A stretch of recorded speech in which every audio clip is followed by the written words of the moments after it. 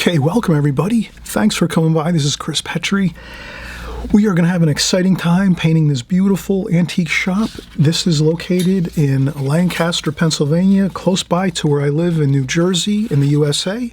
This is called Curtains and Lace, and it's a beautiful antique shop. I visit there often, and especially in the spring and in the fall. Great place to just unwind, have a great time. There's all farmlands out there and markets and fresh produce markets and antique shops and places to rest and sightsee and beautiful farms. I take pictures, I paint out there. So I'm just trying to bring that wonderful feeling of when I go out there, I'm interested. I paint, I draw, I sketch. I have a great time. So this is just the painting. Let's take a look. If you can take a picture of this or do a screen capture with your electronic device, or if you can set this up across from you when you work, if you have a device you can put on pause, and then you can work from this, that's the best way to go. Or if you can maybe save it, take a picture of it, save it, and then print it on a printer, and then have a hard copy of it. In any case, I know everyone's smart and savvy out there. You'll figure a way out to get this so that you can work from the actual watercolor painting, and then you'll also see the photograph too in just a few minutes. So have fun with this. We're going to talk all about having a really good sense of light in this painting with the shadows, working with the big forms and shapes first, and then working to the details toward the end of the painting. That's another helpful thing when you see a scene that's got this much information in it. It's often something where a lot of us artists, including myself, we don't want to paint it or draw it because there's just too much information, too many details, but I'll show you on this video how you can actually work slowly from larger shapes first and then to your smaller detailed shapes, and we'll have a fun time. Okay, see you in just a second.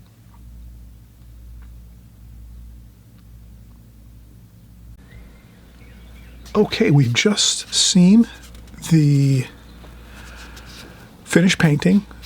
Feel free to work from that. I think it's easier if you work from the finished painting than trying to work from this, but it's up to you. If you want to work from a photograph of the actual scene, that's fine too.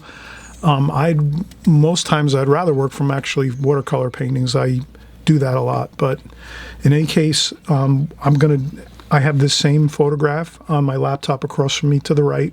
So I'm going to draw and paint from my laptop across from me on my art table here, my studio table. And this is the photograph I'm going to work from, and it's Curtains and Lace. Antique shop in Lancaster, Pennsylvania, beautiful Pennsylvania. Farmlands everywhere, just great people out there. Wonderful time to relax. I go there every year with my parents right before Christmas in the fall, October, September, October, sometimes even November, depends. But always a great time. We have a great time relaxing out there in the countryside. We visit all the antique shops, the antique stores, the farmers markets. Great place to shop for all kinds of interesting foods and fresh vegetables and things. At the end of our trip, we'll load up on some really good produce and things like that from the beautiful farmlands of New Pennsylvania.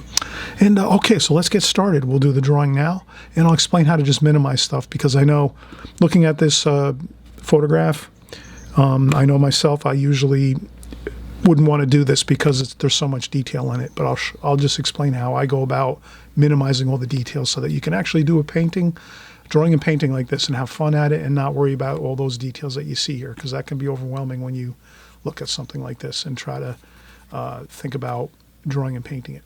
All right, so we'll get started in just a second with the drawing.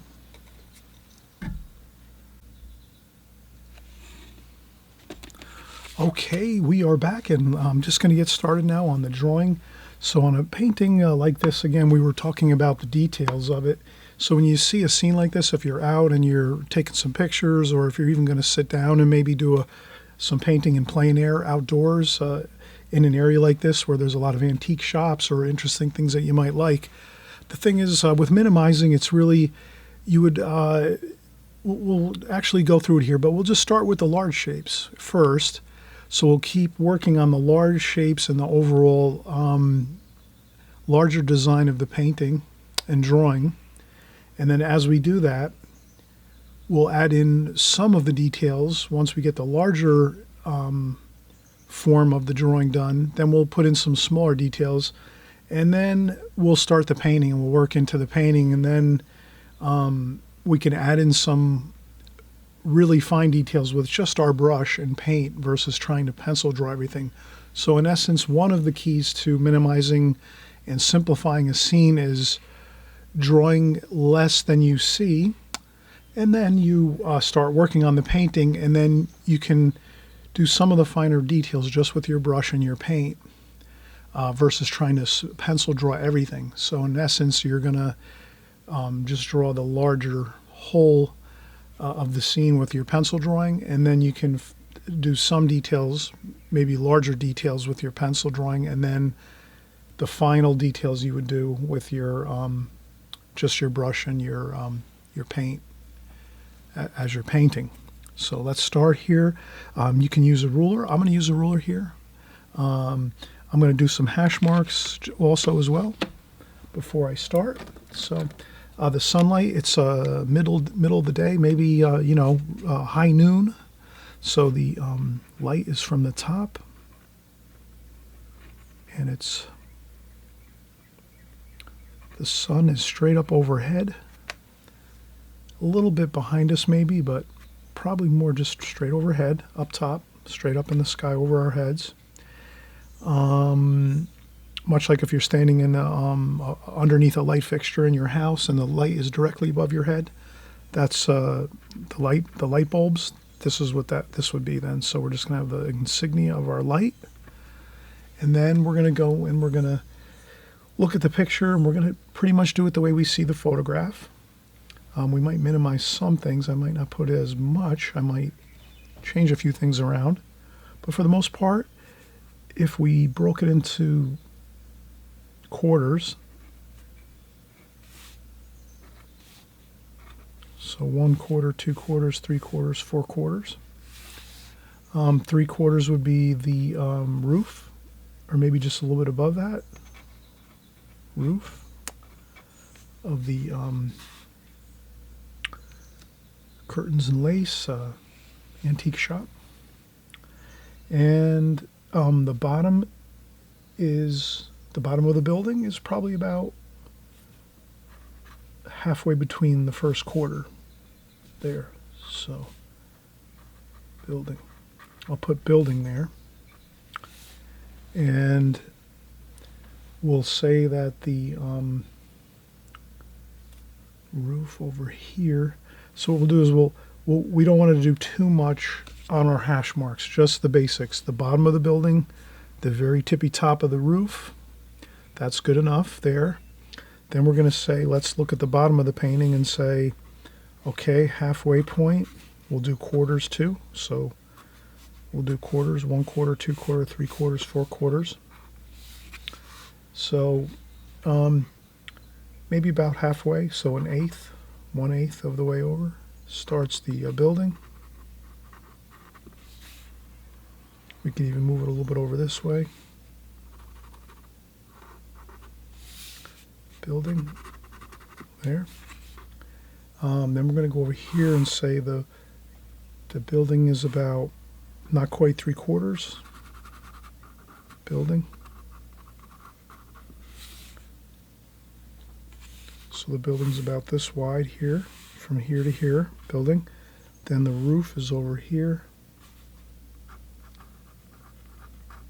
Roof. Lower roof, LWR. So I'll use some abbreviations. Lower roof here.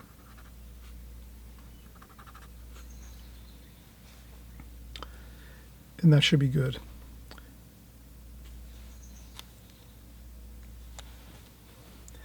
Now I go through this pretty fast. I've been doing my design like this and laying out things for many, many years. So if it takes you a little bit more time, don't worry about it. Try to get these hash marks around on the tape before you start, because that'll really give you a good basis for your design as you're drawing our antique shop here. Okay, so let's get started with our drawing. We're going to go up, and again, we're going to just transfer our marks up. So the building's here. So we said our building's here, and the roof is here. So about there starts the roof, and it angles out a little bit. And this is going to be a very light sketch. I just want to kind of start it out, get things going here. All right, and then we're going to have the wall, the end of the building here, the wall. So the roof eaves hang out beyond the edge of the wall. So we have that little overhang there. Comes down. Then this roof, this is like a shed roof. We would call that a shed roof, and that runs across the whole lower area of the antique shop. So we're going to put that there. And then we're going to have, we say the bottom of the building is here, and it works out good. Yep, that's about the bottom of the building, and then this wall is right straight underneath the same, so this is the same line here. So this line comes straight down right like this. Does that make sense? We're just really, this is the actual edge of the building, and it's the same all the way up. And then the roofs kind of jut out beyond the wall like that. And if I'm really super accurate, I'm going to actually, this is not quite as far. This just doesn't go out quite as much like that. So that's, take your time when you do this layout part here, when you're laying out your architectural features of the antique shop. You know, look at the details. You know, this one is further out. This roof eave is more overhangs here. This one a little less. But, you know, if it's about, you know, close, that's good enough. And then we'll go across here. This is kind of simple. This is one straight line, and it doesn't have to be perfectly straight. If you want to use a ruler, you can do that. I like a little bit of sway in the roof. It's actually, in reality, the roofs usually do have a little bit of, it's, you know, been here maybe 75 to 100 years, so it's not going to be perfectly straight. And we said the lower roof is here, the building is here. So again, we transfer our mark up here. We have the building here, edge of the building, so we could even just do a super light line up like that. And so our roof's going to go beyond the building line. The roof goes quite a bit out. Then we're going to bring this across again, make it wavy. Don't worry about straightness, unless you like straight. If you like a lot of straight lines, you go for it. Use the rulers, and use, you know, if you can use the rulers to get perfectly straight lines if you like that look. And then here, the building line's here. And then we're going to transfer this roof here, this line. This goes out pretty far beyond, like that. So there's quite a bit of an overhang on this lower shed roof here. So that you can see is really, here's the building line. This lower roof goes out quite a bit this way. And you can shorten it up or make it longer as you're working, and you see that you might need to do that. I'm making it a little bit smaller, a little bit not as far out. There we go. And this is the porch on the front. So this is the porch area here. And then there's some foundation, and there's all kinds of interesting things here, antiques everywhere. We're just going to make sure we get our center mark, approximate center line here. That's going to be the center of the door. The door goes all the way up to the roof, almost there, and it comes down like this. And then there's some stairs here. And the stairs are pretty wide, so we just do a light sketch there. I'm just kind of getting things planned out, and then what I'll do is I'll go back over this with a darker pencil line so that it's easier to see. But I would leave this just as it is if I was in the field and doing this on location, or if I was just going to paint this on my own for my own purposes, or my own, just creating a painting for a show or something. I wouldn't really go over this a second time, but I will go over it a second time just so. And sometimes I will go over a second time just because I want to get some more details in, or I need to change some things around. All right, so there we have it. That's the basic structure of everything. It's basically a rectangle here, and then another rectangle up here, and another thinner rectangle here, and that makes up the basics of the antique shop. Pretty simple, actually, right? Not really too much to it. Then we have some other details to work on. Let's do the posts. Posts are pretty simple too. There's one here. There's one here. And I'm just looking at it and saying, where are they posted in relation to like the door? So the door here, post is here. This next post, I'm going to change. I'm going to make it closer to here. So that's where you can change some things around. Don't feel like you always have to do everything exact. And one more post out here. So these are the posts that hold up the roof. And that's pretty good. You know what? Let's take a break now. We did a lot of pencil drawing here. My concentration, I feel like I'm starting to lose a little bit of focus. So when that happens, I stop. I take a break. I'm just going to take maybe a 5-10 minute break. We'll come right back. We'll continue doing our drawing. But we have most of the basic core structure of what we need to do on this painting, and then we'll just do in some of the windows and some of the trees on the sides of this antique shop. But this is a great scene, and it's coming out really good so far. And I hope you're just relaxing, enjoying the process.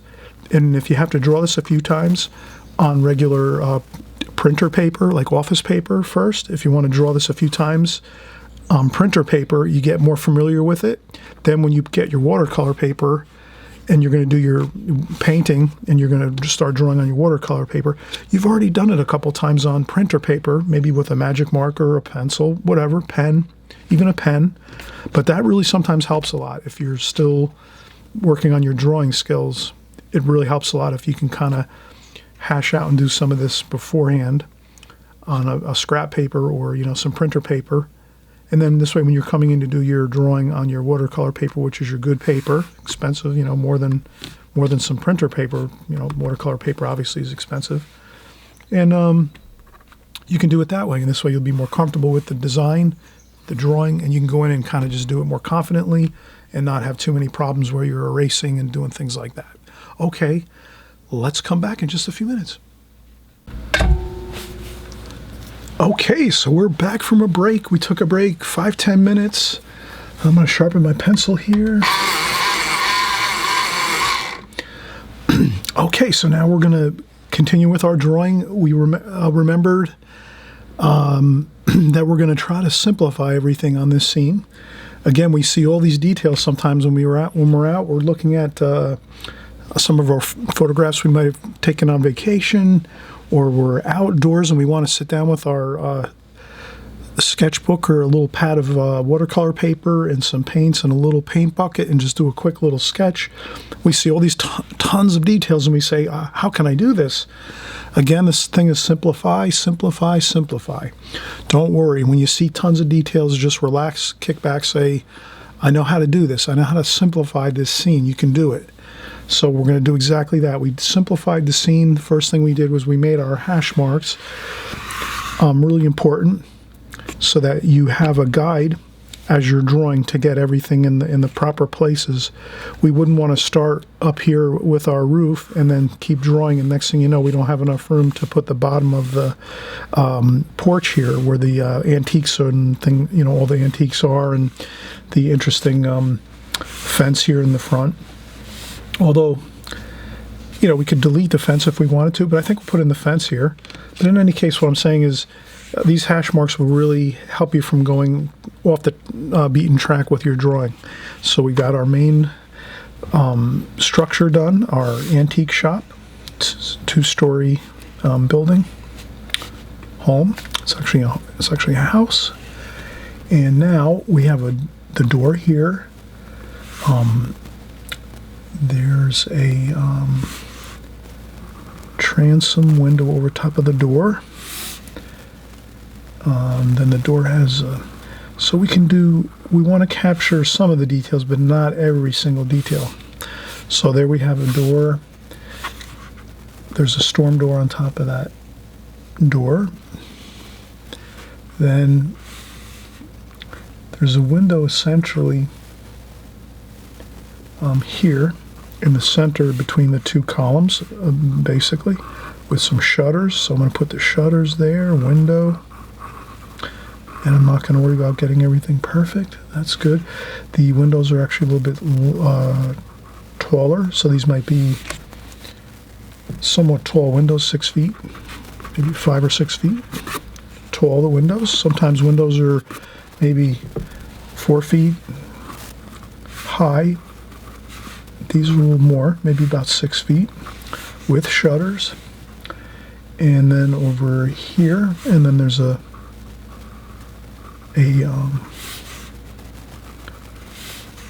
some detail over the top of the window. That's a small header over the top of that. Then here there's a window.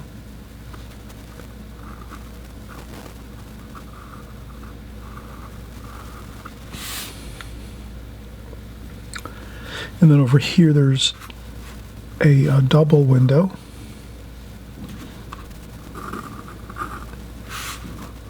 I'll start with the shutter since it's easy to see where the shutter is compared to the column or the end of the wall. So when you're drawing, you can make things easy for yourself and sort of, if you see that the column is here and the shutter is about one width of the shutter over from the column, then that's easier to start there with your window versus starting over here somewhere. But if you see that, so you kind of use this is what I say, and this is how contour drawing is done. We're not really doing contour drawing so much here. We're sort of, it's a form of contour drawing, but it's really, I'm taking my time and making sure I'm getting everything correctly. I'm drawing everything correctly to scale for the most part. These windows are even taller yet. And as I look at that, this window is a double window, so. And then a shutter over here. And there's some moldings on the bottom of this window here. And you don't have to get so much detail. I'm kind of just trying to get it somewhat the way we see it in the picture. And there's no shutters actually on this window.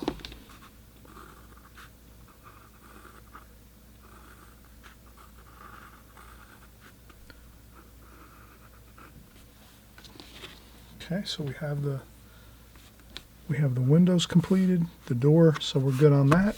Let's move up here. Directly over the top of the door is the window up above here. That window goes right down to the roof area, all the way up, and it almost reaches the underside of the roof. Like that. Good. And shutters.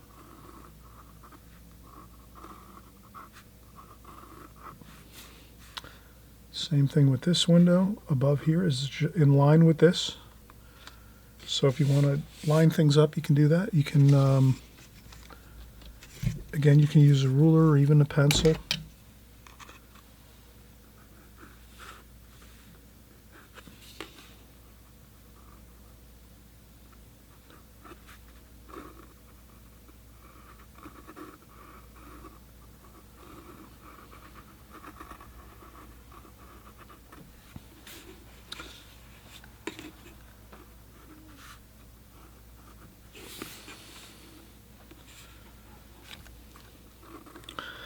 And we'll just keep drawing here. We'll get our lines up here, one here. That's actually a double, so this is only a single wide window. And it's pretty much centered on this. So I'm just going to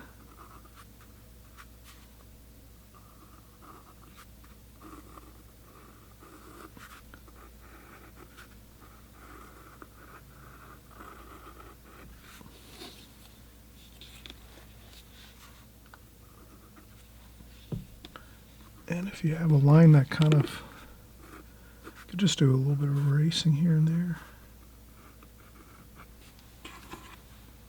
Okay, so now we have all our windows done on the second floor. All of our windows and doors done on the first floor.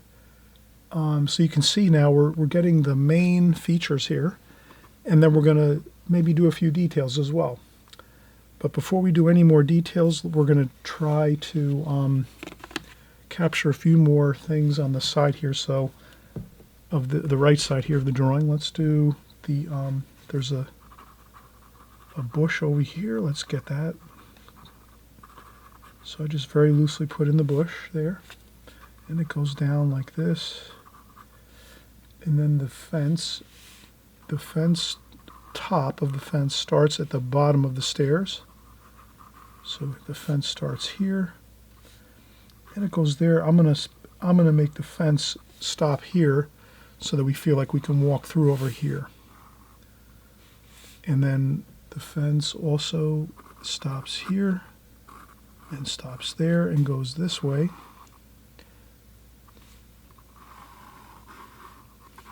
And I'm going to make a point here where I stop the fence here, so that again we can feel like we can kind of go into the scene more around the fence here. So I'm going to pretend that the fence stops there, and the porch is here.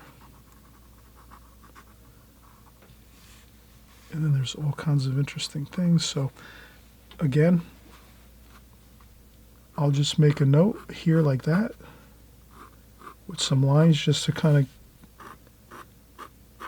so I know that this is where my fence is. Looks good. Then there's a gazebo over here. What's good about this gazebo is it gives us a little of, it's going to make a feel of, there's something in the distance that's sort of kind of helping our eye to see the three-dimensional feel of the buildings and the scene. So this is a gazebo here. And I'm not sure, I'll make some lines over here. Then behind this gazebo is a tree. And what I'll try to do is, I'm going to try to carefully get the basic feel of this tree.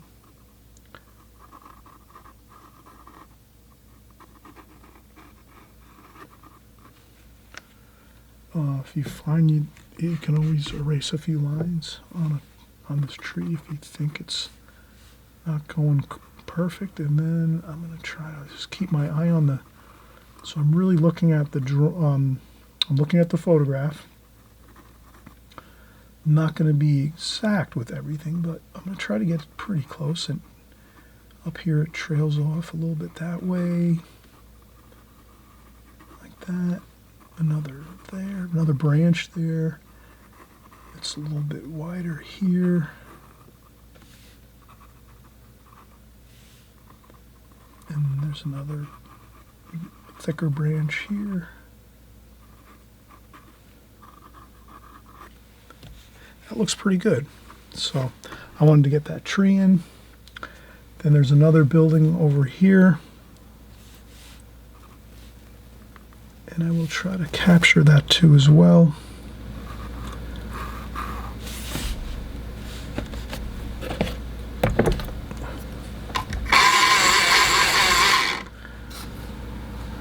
Okay, and then we have the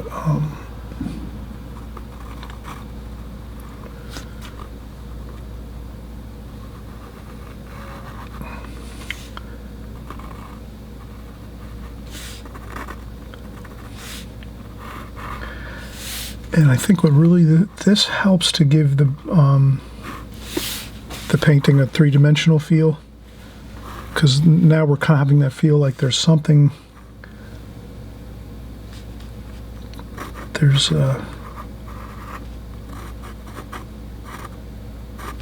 this building down over here. That looks really good. There's a shadow there.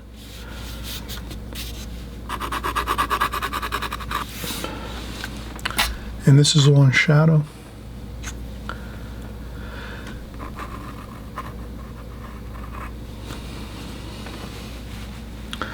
Okay, so the right side of the scene looks good. There's some hills in the background here. This is the farmlands in Lancaster, Pennsylvania. This is a farm in the distance here with some distant hills. So I'm going to put those in. I won't get more detailed than just some rolling hills and some trees in the distance.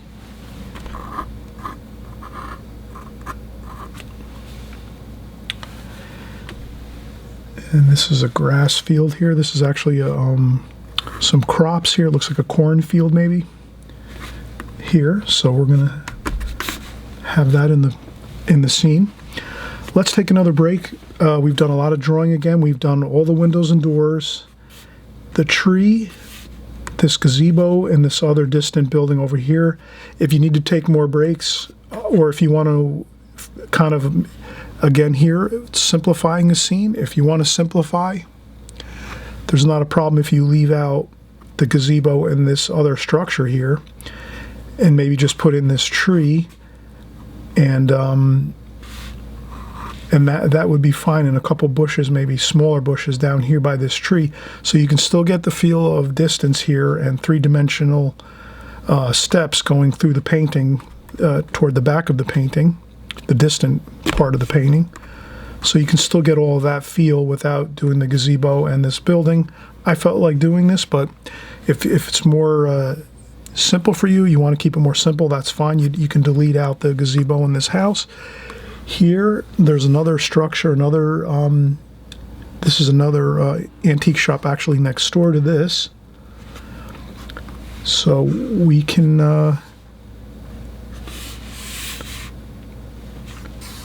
I want to keep this accurate to the scene. So I'm going to do, for accuracy, I'm going to do this.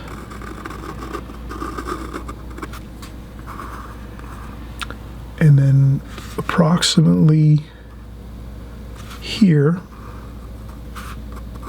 the building ends here.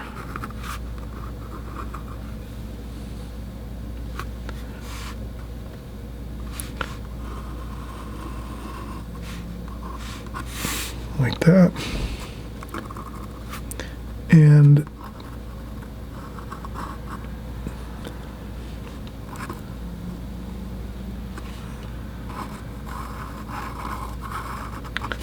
there's like, looks like there's maybe like a sidewalk over here and some grass. And we might we'll do another tree over here.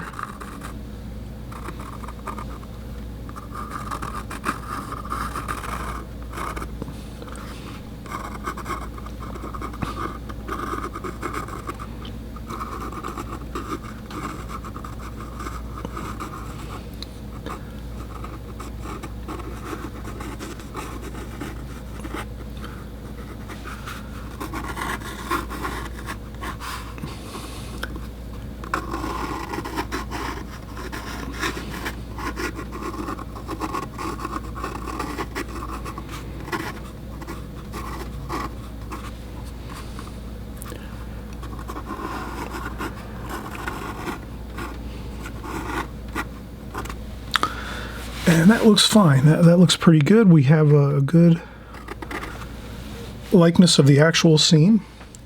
And again, maybe you can also delete the building on this side, the left side, if you're doing this painting and you want to keep it more simple. Again, I'm trying to go with my photograph and try to keep it pretty much exact, but that's not necessary. Let's take a break. We've done a lot of drawing so far here, and we'll come back and start the painting. Okay, we're back. Perfect timing. I just wanted to say, everyone, if you're enjoying my videos, please give a thumbs up. Also, too, subscribe if you haven't.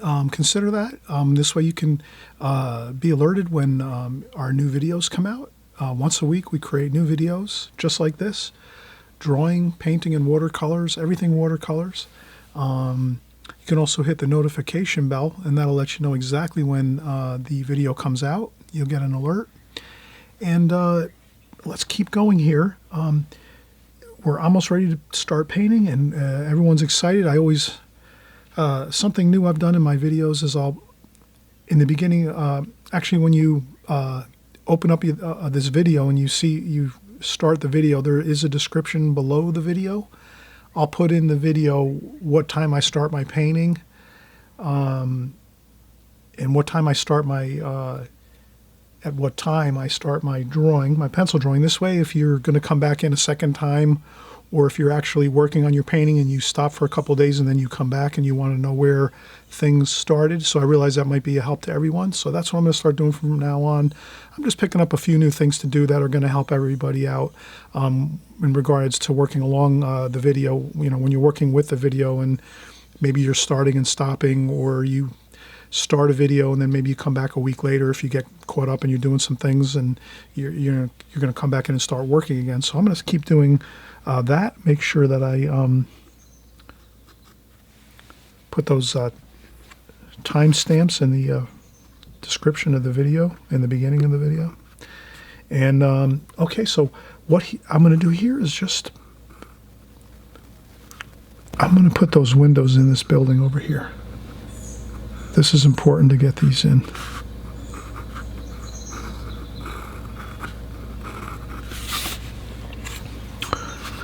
And there's another window here.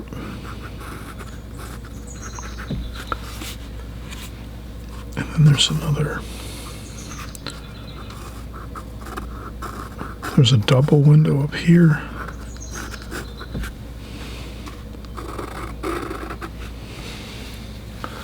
Okay, I just wanted to get those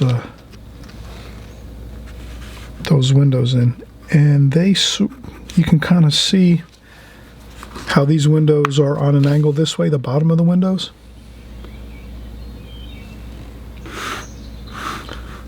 So that's just a bit of perspective there. So sometimes what I'll do is I'll just look at the photograph and maybe put my pencil up. I'll put my pencil on my laptop and put it up against the screen of my laptop to get the angle. So I kind of look at it and go, okay, that's the angle. So I'll put the pencil on my laptop and then just bring the pencil over and do this so that it's the same angle. And then I get my angle on the windows there, like that. Because that's difficult. That's a difficult angle. I would think it would go this way, but it's actually this way here, like this.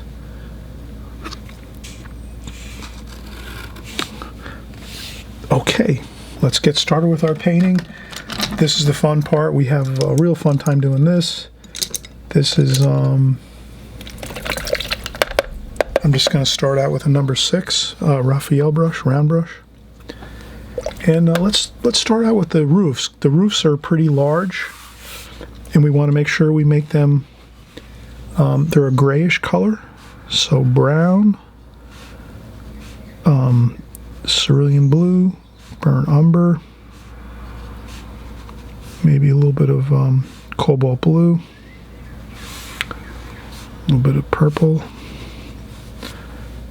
So if we'll start out and say, okay, this is kind of the color we want to, a little bit of alizarin crimson. These are the colors we want to use for the roof, kind of a mixture of different colors, and we want to sort of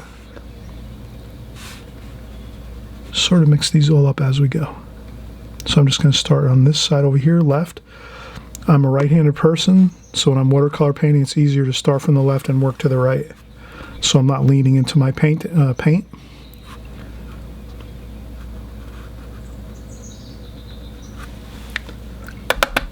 I want to make sure there's tons of variation on this roof. So now I just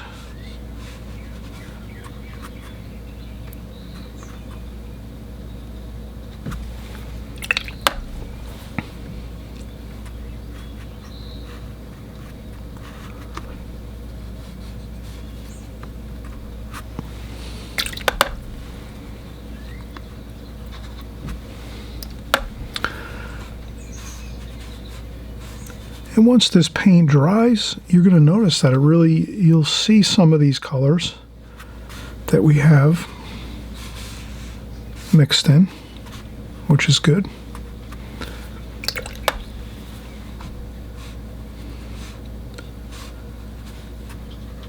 And I always remember there's a lot of cerulean blue though. Cerulean blue is the main color I think I'm going to use. And this will dry a lot lighter.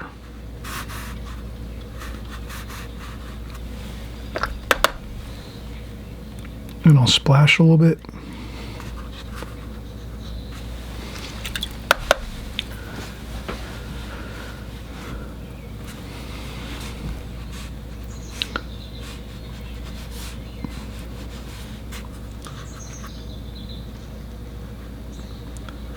And again, I try to move my brush around different ways.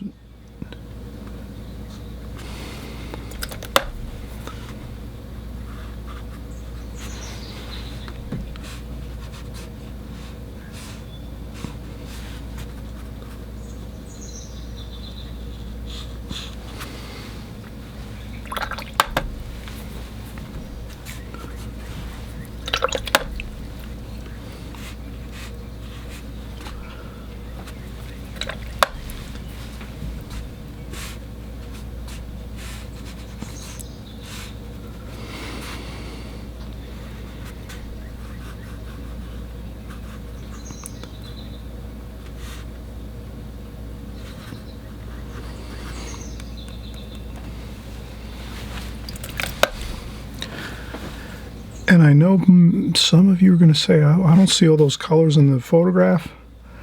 Don't worry about that. Don't worry. Add lots of color to your washes. That'll make them look so much better.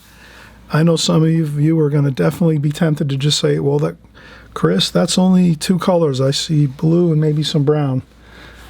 But if you add in these extra colors, this alizarin crimson, and the cobalt blue a little bit, and the brown, I think you'll see that it really is going to look much better, more interesting. And let's do the lower roof.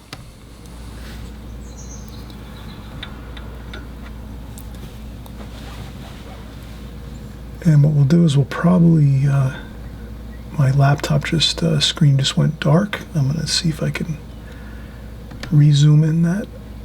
There we go. Okay, so now the lower roof is a metal roof and the upper roof is a shingle roof. I'm not going to I'm going to keep them both the same. That would be really a problem. I would consider that an issue where if you thought to yourself, oh, well, the bottom roof has lines in it and it's shiny, it's a steel, it's a metal roof. And then the upper roof's a shingle roof. I'm going to keep the lower roof just like this one, same colors. That will look much better. That's where you take your liberty as an artist, and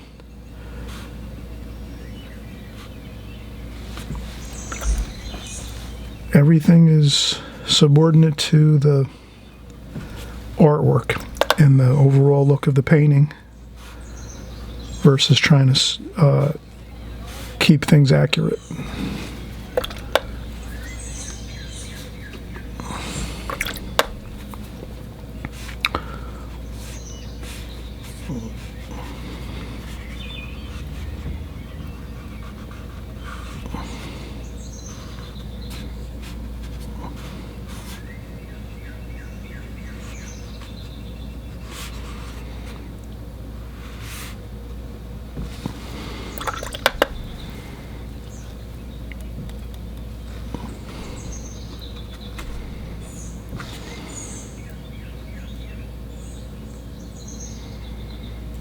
And we're having lots of fun here, aren't we? Look at this. This is just mixing colors.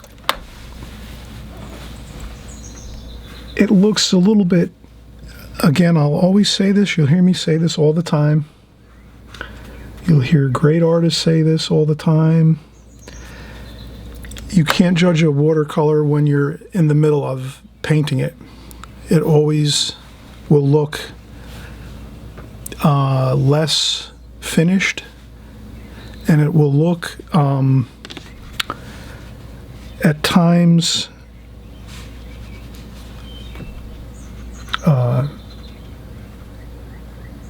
haphazard.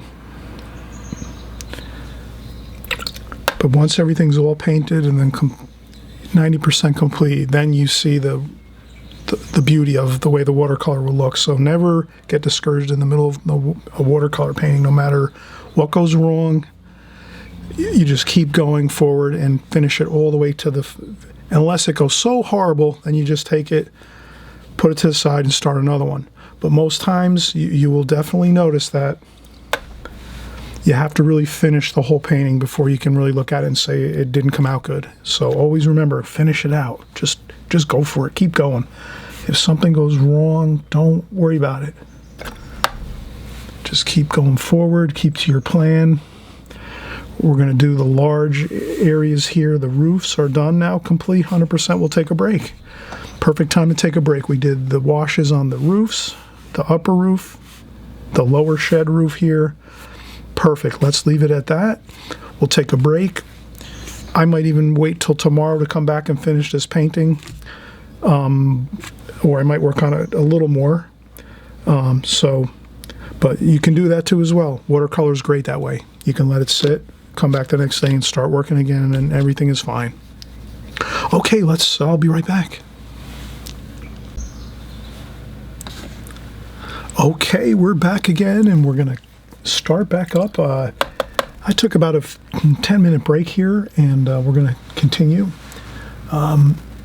So I just wanted to mention this quickly. As we're painting, you can change around the colors of this scene if you want. Now, since I go out to Lancaster, Pennsylvania a lot, I want to kind of keep it, true to the scene. But it may be that you'd want to change the color of the building. You might like to make it like a yellow or a tan color, or maybe a blue. So, it's kind of like a barn red, like that kind of that medium red color, barn red, with the brownish red color. So I'm going to stick to that, but you can change the color too. The only thing when you change color, you just have to remember that, your shadows might, the tonal values of your shadow might change a little bit. So some shadows might become lighter or darker. So with a darker color building, your shadows, let's say underneath the eaves of this roof, they're going to be darker because the shadow is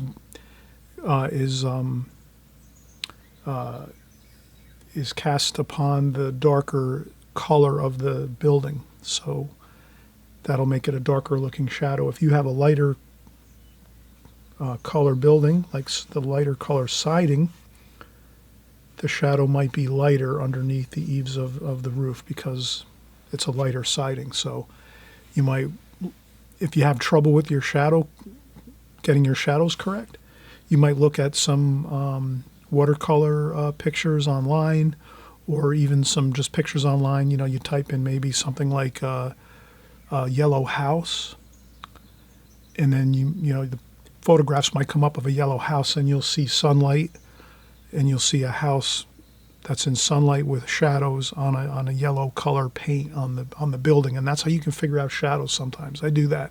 If I change something around in a painting, I'll go and research if I think I'm going to have a problem with something like that, like the shadows being too light or too dark. So I want to try to keep it pretty accurate, or so it doesn't look too awkward. So we're going to start back up here. Now the siding is a brownish red, so let's mix up some reds. Brown, cadmium red. So I'll mix up all my reds here. Cadmium red, alizarin crimson, brown, and burnt sienna. That gives us plenty of interesting. And then a little bit of purple and blue, cobalt blue and purple, just to have a little variation. Some warm and cool everywhere. I'll put my shadows in later, actually.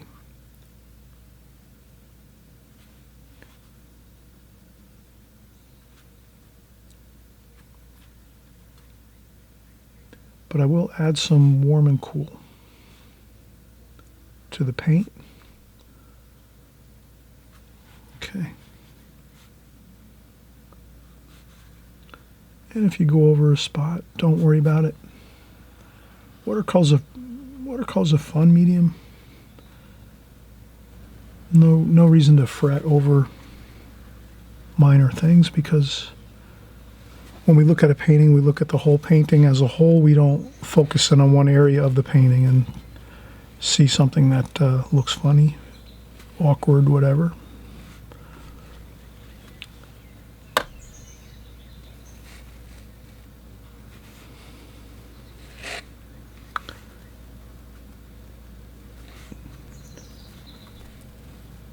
I left out some details on this.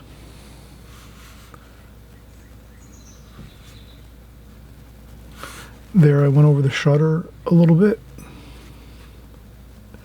I've been working a long time on this. Now you're going to see me make some problems, some mistakes here, because I'm working and working. This is when I should have just stopped for the night and picked up tomorrow, but nope.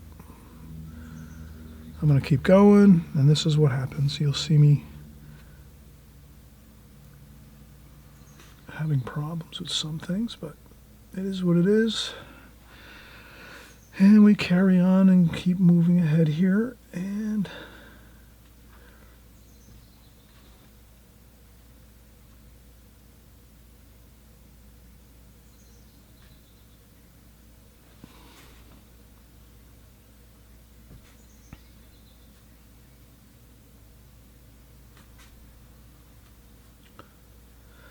I'll come back later with some white paint and just touch that up a little bit.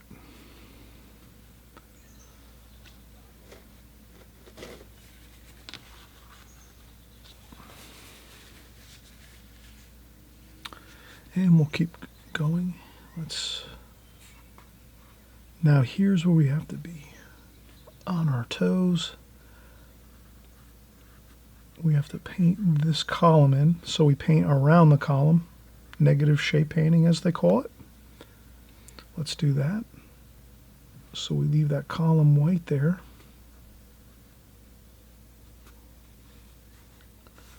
Let's mix up some more variation. Cadmium red, alizarin crimson, burnt sienna, burnt umber, a little bit of purple, and a little bit of cobalt blue. And this is Fabriano paper.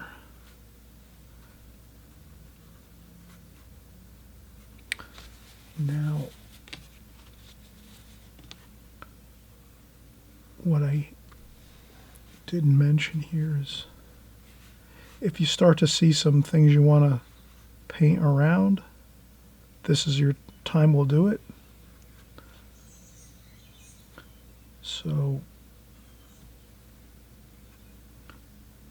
this is pretty good here. I'll paint around this column and window.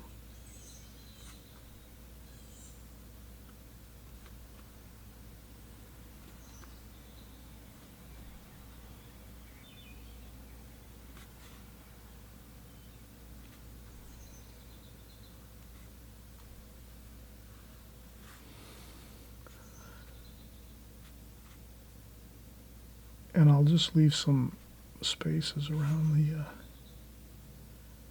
here and there. I'm going to leave some white paper.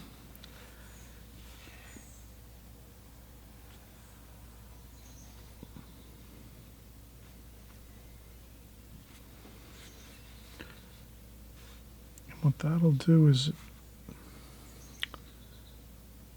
that'll leave us some places to put interesting, like, antiques and things. There's quite a bit of antiques in the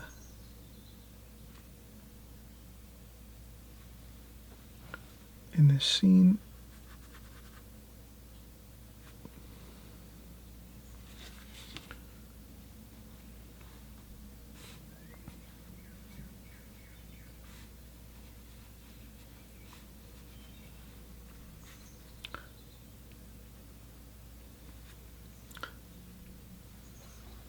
Okay, now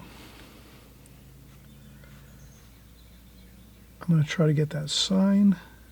That is, it's the open sign.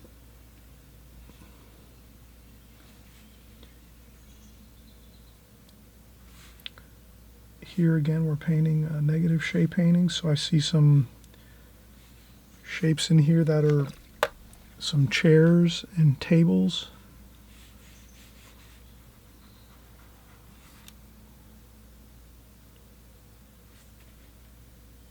So I'll capture that by doing some fine lines.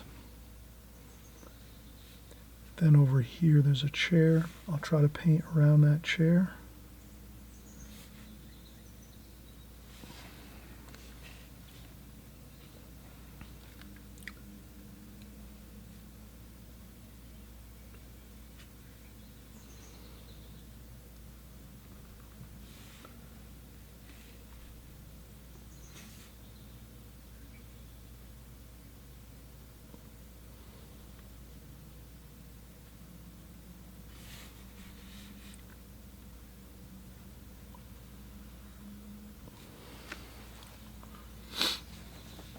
Okay, so we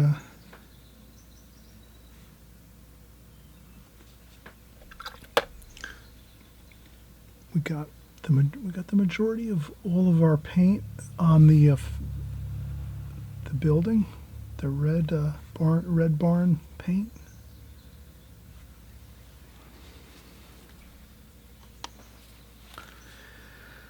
Looks pretty good.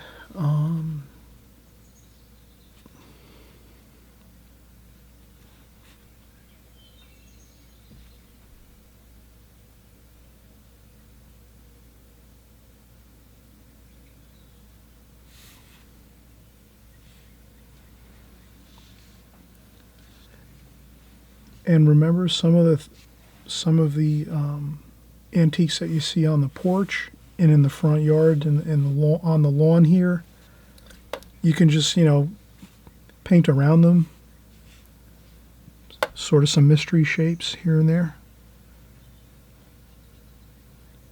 I'll take some sap green, raw umber, and I'll just do a little bit of some of this shrub here. We'll splash a little bit.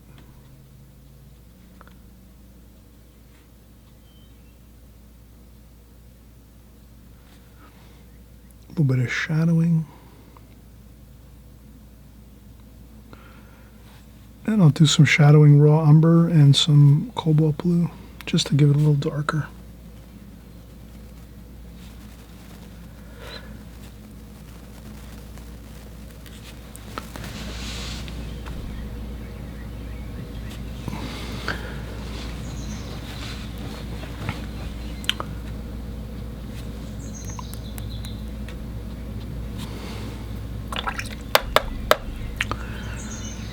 Okay, so we did quite a bit of painting.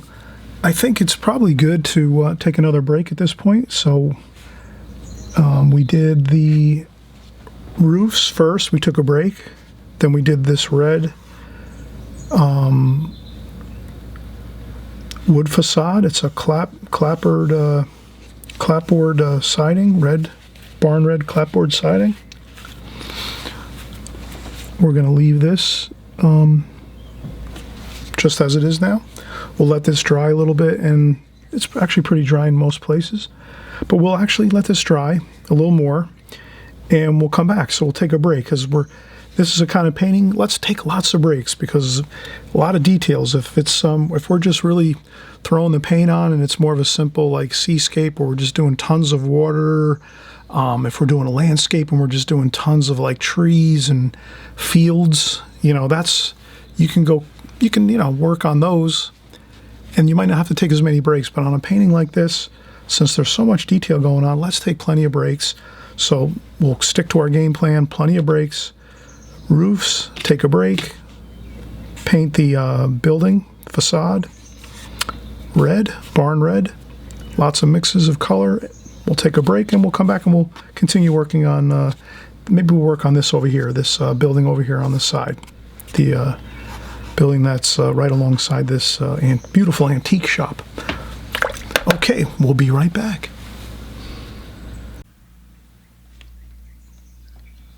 Okay, we're picking up from yesterday. Sometimes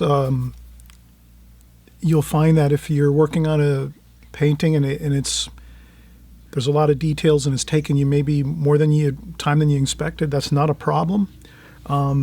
I sometimes will, leave off a painting many times, start a painting and then, pick back up the next day or a couple days later. Sometimes I'll have a painting, a watercolor painting, especially a larger painting, maybe like a 20 by 30 watercolor painting. It might take me like a week to do, where I just take my time and I do a little work on it each day or each night.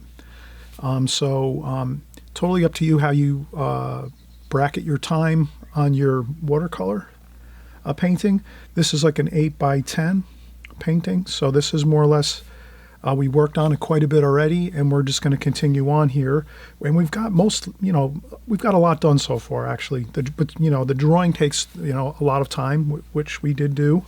The drawing, we took our time, we laid everything out, we had hash marks all around, and as you can see now we're picking back up. I put fresh tape on.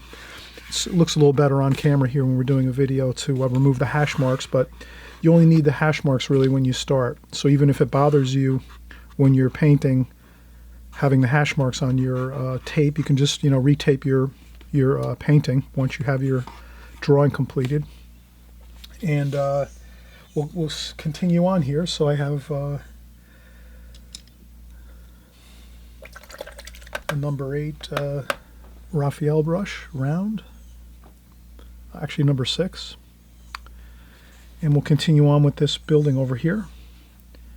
And this is next door to the Curtains and Lace Country Antique Store. We're having a wonderful time here. I'm thinking back to when I was out here visiting and doing sightseeing and shopping and just taking in the great relaxation of being out in the farmlands of Pennsylvania.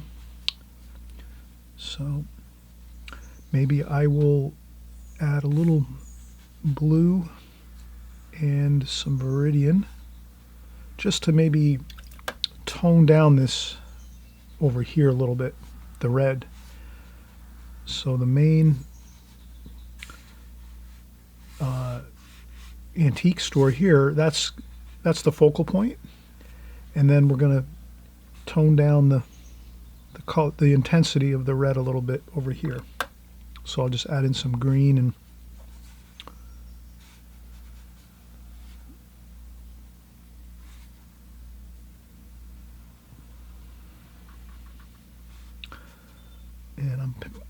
I'm actually painting around the post here. There's one more post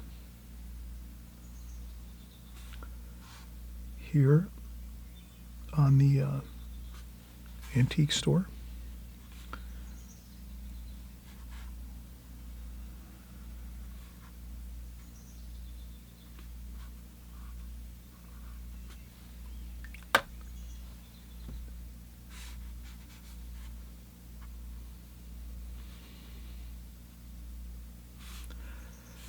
And I think I will leave out some shapes here.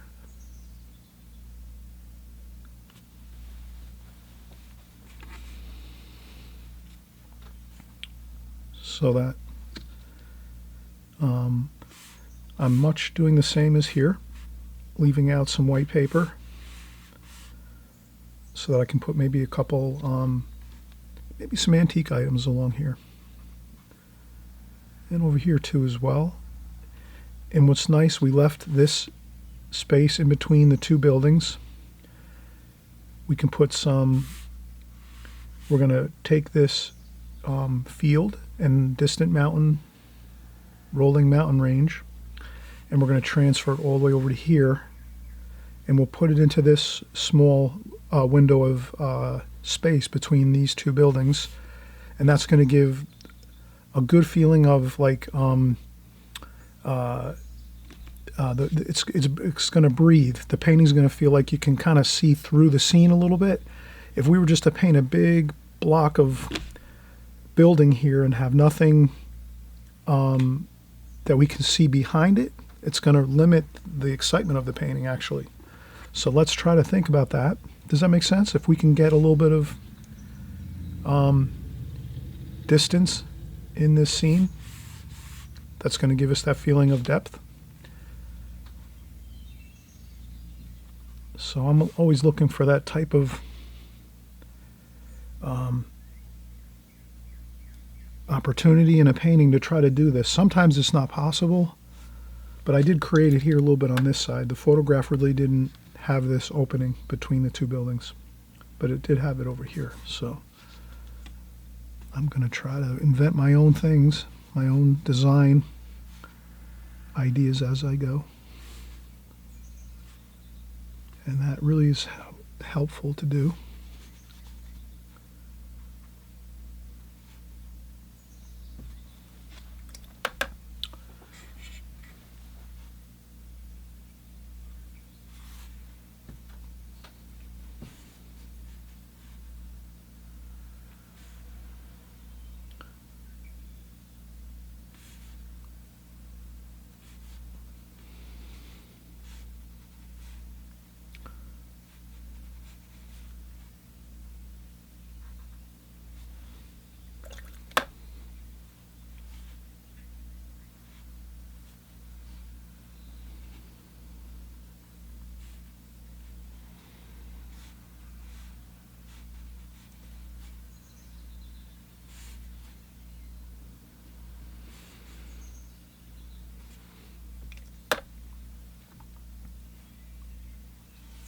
Some sap green.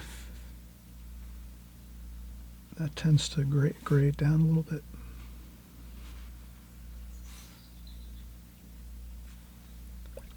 And I'll take some of that red wash and sort of, that tree is lighter, but if I bring in a little bit of that, if I tie that in just a little bit and bring some of the wash, not all of it, some of it over into this tree here, that looks good.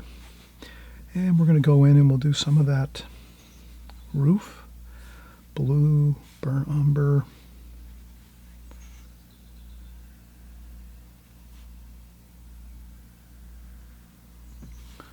And I think the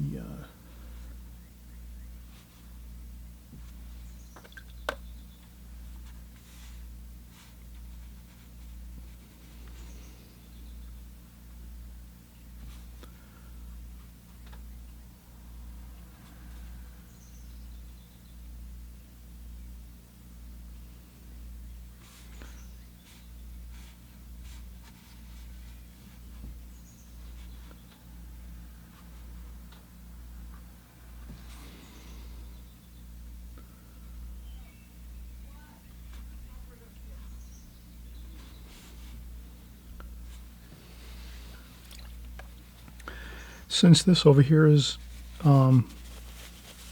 it's not really the main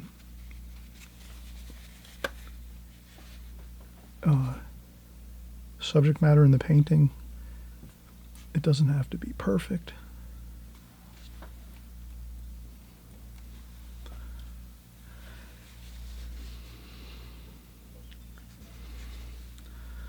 All right, so we took some time. We put this building over here. I'm moving around the painting. We'll have to go back in and do some of the window details, but we'll let that go for now. I think what happens is if we can get the main idea of the painting again with the painting like this where there's tons of detail, let's block in the main subject matter again. I'm just repeating myself, but it bears repeating. We're going to block in the main subject matter, and then we'll go back and we'll start working on the details, and then we'll see how the details look as we start putting those in once we've done the main portions of the painting. So let's go over here. We'll do this building over here, brown. This one's a little darker, so we're going to add some blue to that. So that was some French ultramarine blue.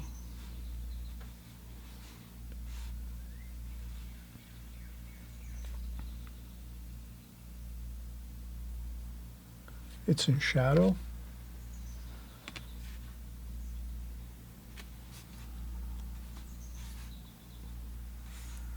I'll get some red in there too, just to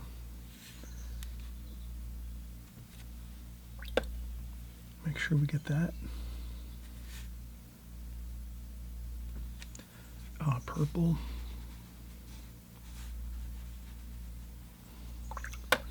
Brown, blue. So we're making some darker mixes here.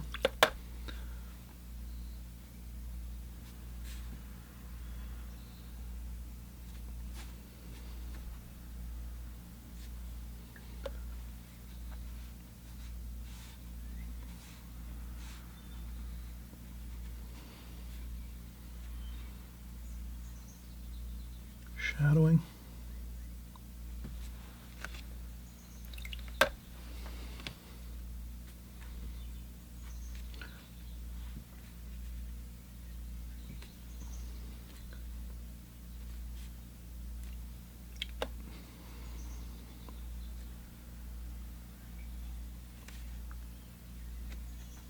Not the main focus of the painting, so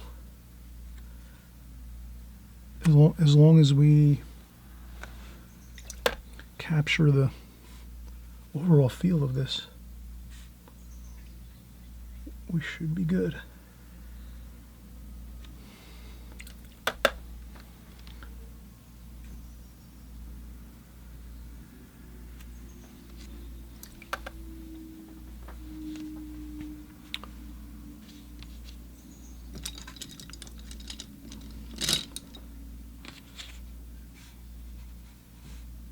And I'll use a needlepoint brush, burnt umber, French ultramarine blue, and some of that red.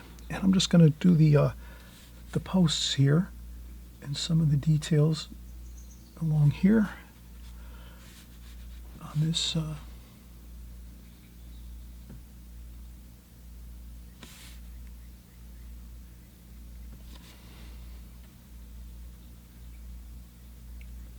and we have this over here.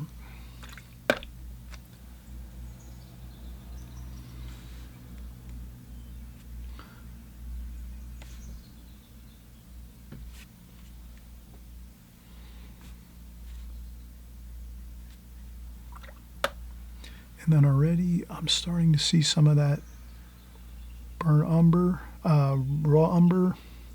raw sienna, a little bit of that brown, and some green.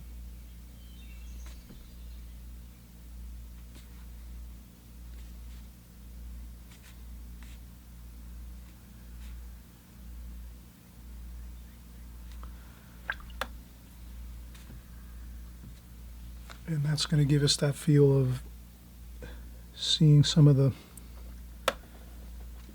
distant colors. We'll put the roof color on.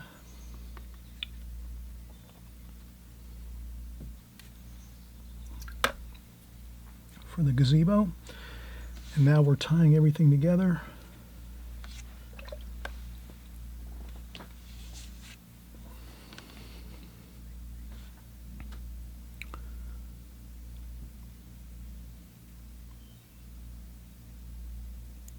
Raw umber and some cerulean blue for this tree here, so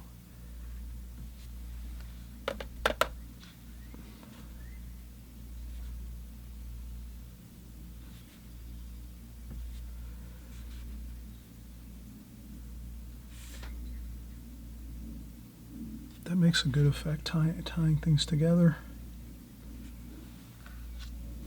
We'll put in some shadowing.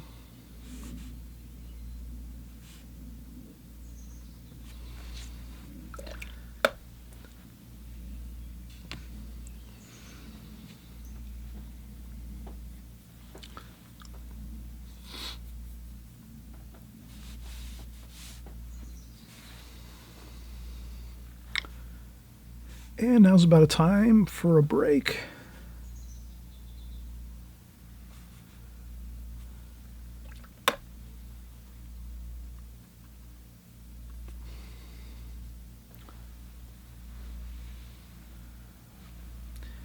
We're going to come in and do some shadowing too. This is a lot of fun because when you use this type of technique of really just working on the painting in glazings, it really it gives you a chance to really get the feel for like the shadowing, the light. So we have some good light in this picture. The light is shining on the front. You know, it's the light's coming from the top down, but it is shining on the front of this scene here in the, you know, on the face of this building here, this antique shop. And then you'll see once we start getting most everything completed, then we'll go in and do our shadows and some of our details. But you'll see when we do the shadows, the light will be much more interesting in the picture. So if we're working in glazings like this and doing steps at a time, you'll learn the whole process of really like light and shadow, and as well as, you know, tying together these lost and found edges are right here. So this is a great way to learn lost and found edges. This roof here is similar in value, tonal value, to this roof over here. So we crossed over and we didn't worry about making any lines or borders on these two roofs because they're pretty much the same tonal value. Maybe in the painting it's a little different, but I wanted to make this tie-in over here. So these two roofs are tied together and just sort of blend together. That gives a nice feeling of three-dimensional quality. And the same here with the tree, blending some of the colors of the front of the, or the side of this building into the tree gives us that feeling of, tying things together, three-dimensional qualities. And the same thing over here with some of these washes washing in and mingling with the others. And then again, we'll see as we do this shadowing on the building and underneath the eaves of the roof. And here we did a nice shadow, so already we're getting that nice feeling of dark shadowing along the side of this building. And we notice that along here the shadow is a little lighter, so I just wet that a little, dab it. We could add some purple wash to this.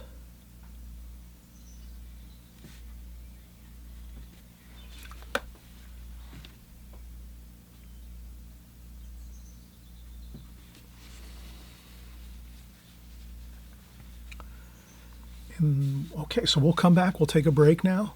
We'll let this dry, some of these washes over here dry, and we'll come back and we'll keep working. And we should really be close to finishing up in the next, 10, 20 minutes. We should have everything good.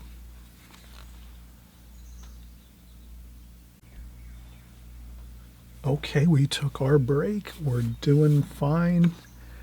I'm going to continue here. I started a little bit over here while we were away.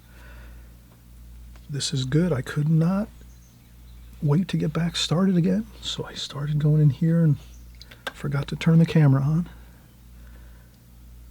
So I'm putting in some of those distant fields, and already we're feeling that really nice feeling of depth in the painting. We've got some of these distant fields here. Some of that raw umber. I mixed everything, some of the sap green, cadmium lemon yellow, and sap green.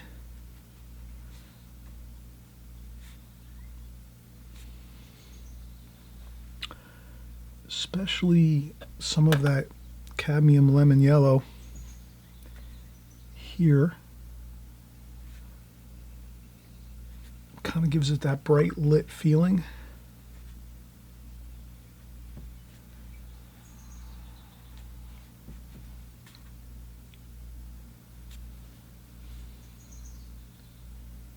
So now we're seeing out into the distance. We'll put some bluish purple mountains in this distant area here. Once this all dries, I don't want to mix that in right now and put that in the purple and blue mountains.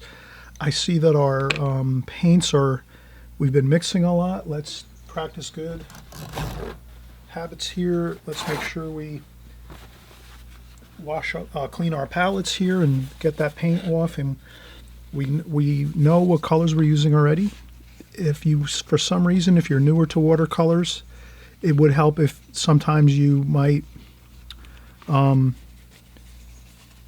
write down the colors you're using for the painting. Once you get used to your colors and you use the same colors over and over and over again, you can just look at your palette and you'll see all the colors in the palette, and you'll know which ones you're using at all times, so you really won't have to worry about that. But if you're sort of newer and you haven't memorized your colors yet completely, you can always just write it down on a piece of paper and say we're using, you know, cad red, alizarin crimson, burnt sienna for the building, and for the roof we were using cerulean blue, burnt umber. We're using some alizarin crimson in the roof as well, and a little bit of raw sienna and raw umber in the roofs as well, in these washes. So you can kind of see as you're working in your painting, you can also identify the colors on the paper. So you can look at your paper and go, oh, that's right, I used alizarin crimson there, and I used cerulean blue here. I see that cerulean blue, some cobalt blue, purple. We use some purple, ultramarine violet here, some burnt umber and some raw umber here. So you'll kind of start to see all the colors, and you can get back and put the stuff out onto the palette that you need to. You'll know what you're using. Okay, so we're already completed with the roof, so we don't have to worry about that, but I was just using that as an example. We're going to keep working here. Let's see what we have. It's always good. Raw umber, maybe a little cerulean blue. Raw umber, cerulean blue. I might just do a little.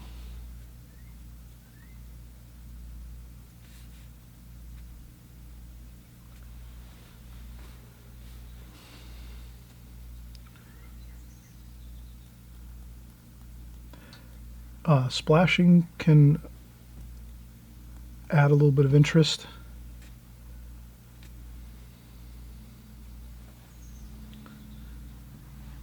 And a little bit of color too. So if I take a little bit of the cadmium lemon yellow,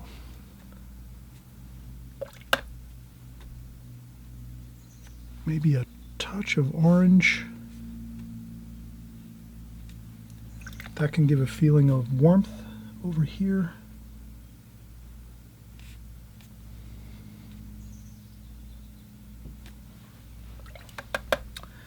And I'm going to empty my water and get fresh water.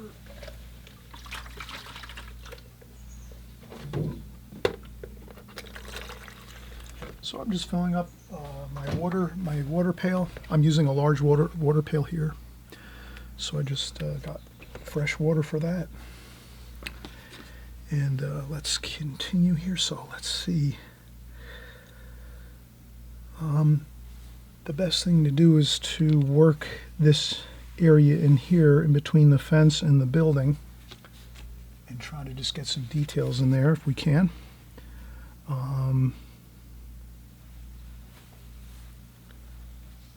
We'll also work on some burnt umber, cerulean blue. I'll put some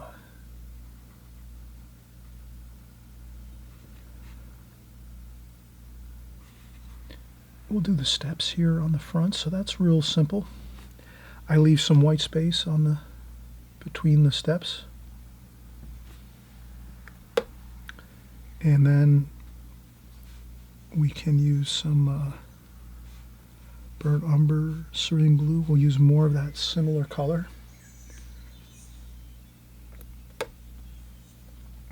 Maybe a little green here. Now here's where I'm taking artist liberty.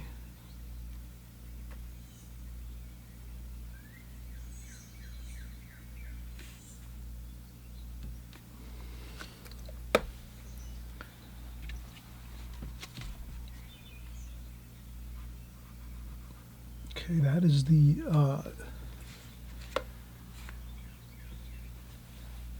the porch.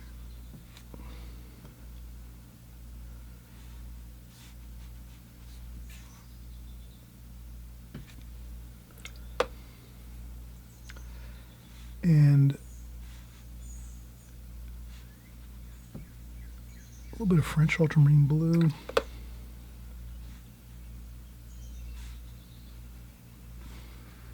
Burnt sienna.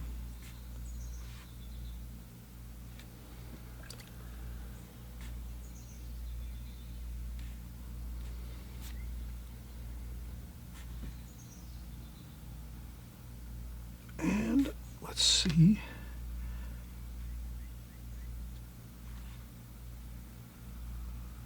If I can just make some, I'm making some small shapes here and there.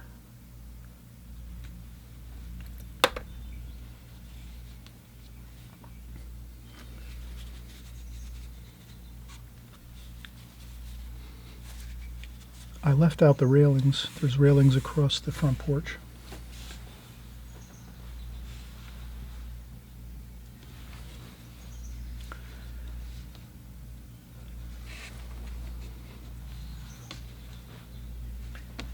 The only problem I have is it's really hard for me in the studio here to see my laptop screen sometimes with the finer details because of the lights, the recording lights, but I'll see what I can do. All right, so that's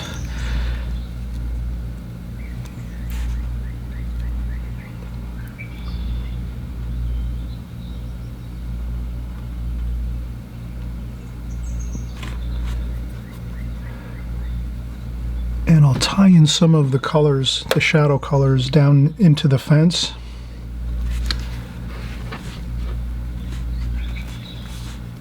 And again, I'll mix some burnt umber and sap green. I think there's going to be, I'm taking again artist liberty. I'm making some bushes here. And I'll tie those down in like that with the fence. I'll come back later with a square brush to maybe do the rest of the fence so we can do it a little faster.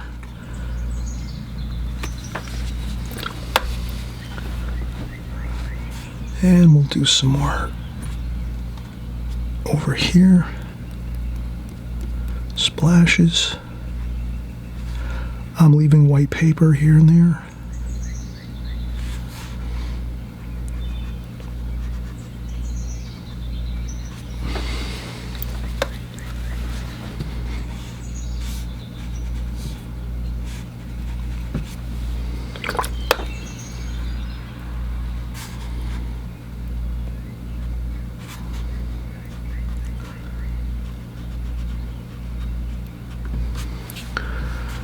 Some variation. I try to do that all the time. I'm just always thinking, how can I make something a little different than just doing the same thing over and over?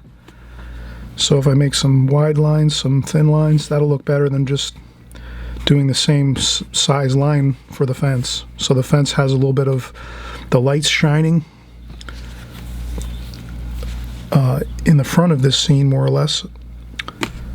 So the light will be shining on this white picket fence, and let's make that fence interesting. Let's not just get into the habit of saying, okay, it all looks the same. Let me just go 1, 2, 3, and just go, down 50, 60, 70, 80, all the way, across. Let's vary everything. Some of them, maybe it's going to be white,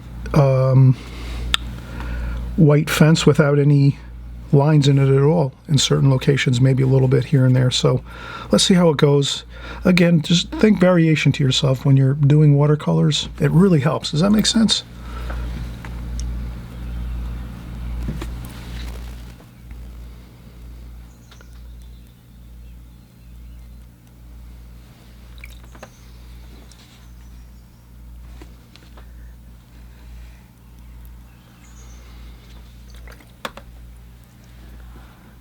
I'll take some red, cadmium red, alizarin crimson, a little bit of purple,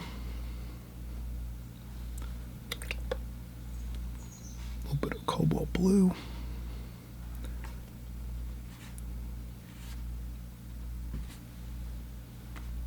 And I'll try to just get some of that, some of the reddish hues in the fence too, to in essence harmonize it with the building.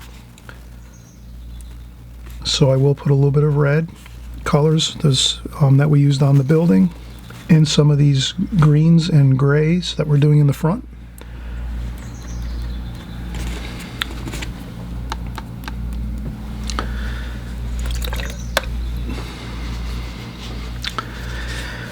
This is a marathon of a painting, but I definitely wanted to do this. This is exciting. This is an antique shop in the countryside. It's, you know, just the feeling of being out shopping and having fun out in the countryside, relaxing on vacation. That whole feeling is great. So we're going for it here, going for the gusto, and let's take another break. We'll continue by adding this field over here in between these two buildings. That's really going to look great, you'll see. As well, we might even take some of this and put it in a window. That really will, and some blue sky in maybe a window or two here.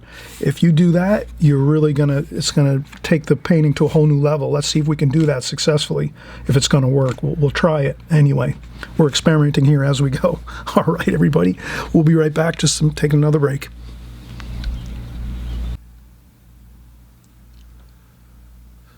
Okay, we are back. I took a break. Take breaks, everybody. Take lots of breaks, especially on a painting like this. If you're going to tackle this painting, this might be one you leave on the side, taped down to your board or your foam board or your masonite board, and you work on it maybe all week. You do like an hour here and there, half an hour here and there, 20 minutes here and there. And, as long as you have my finished painting to work from, you'll kind of have the feel of how it's going to look and what you'll be needing to do as you paint. So again, I say this a lot. If you're regulars to my channel, you'll know that I always mention that it's good to paint from actually watercolor paintings versus trying to take a photograph and paint from a photograph. That's great, but if you're sort of like anywhere between like 1 and 5 years of painting, you're probably best trying to work from finished watercolor paintings, because you'll be seeing what you actually have to try to replicate in your painting. If you're looking at a photograph, then you're sort of like you're looking at the photograph and you're saying, how am I going to translate that into the painting? So that's just a great thing to remember, if you can remember that. If not, don't worry about it. I say paint everything. And let's keep going here. So we kind of saw how we got the main 3 buildings done. This main beautiful curtains and lace antique shop in the beautiful Pennsylvania, Lancaster, Pennsylvania. And then we have another shop next door. People come here, they shop, they walk out, they go down the block, down the street on the sidewalk, they go in here. There's across from this, there's a huge food market. That's the Burdenham Food Market. And then over here, there's another building. This is another antique shop over here. And that gives us a nice, interesting thing to sort of observe on the side of the painting. And once we get some details in on this will be another interesting thing our eye can go over and look at. And this is the main focal point here. And we'll continue painting. Let's get this over here. So let's transfer this distant field, that distant field line. Let's transfer it over to the other side. This is something we definitely want to make sure we get level across the picture. Other things you can sometimes, it's not so important, but this is really important to get this line level across the picture, because it'll look much better. The painting will look so much better if we can do that. I might even just drop it down a little bit. No one will notice that. So we can get the mountain in here and a little bit of sky color. Okay, so then now we're going to continue with our same washes we were using. Maybe I'll just clean up the palette a little bit this here.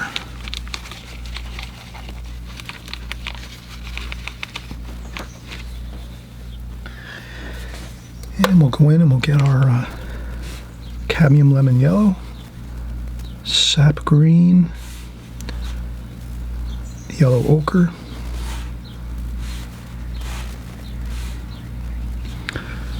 and there we have our colors.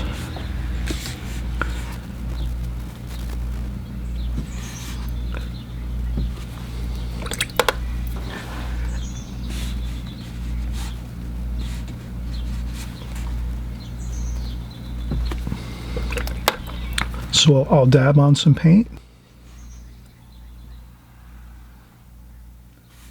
and then just use that paint and sort of work it upwards. And it's more yellow ochre toward the top.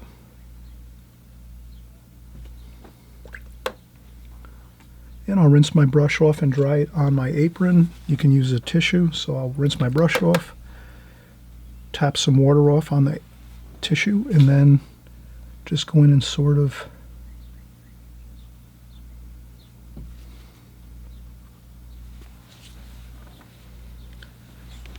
we can go over here.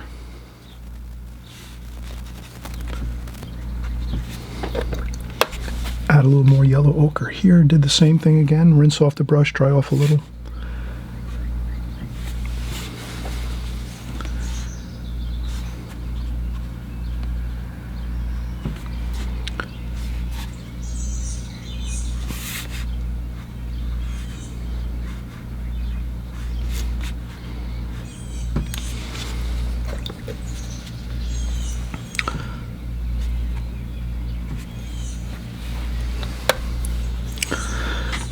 Cadmium lemon yellow there, a little bit of green.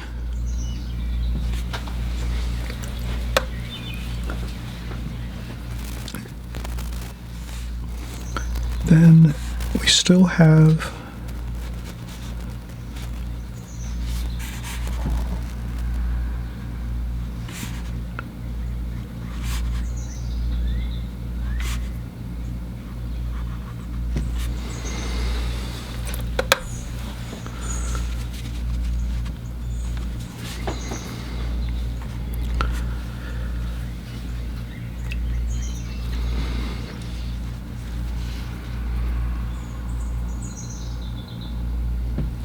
okay, so we did a lot here. We got our distant fields.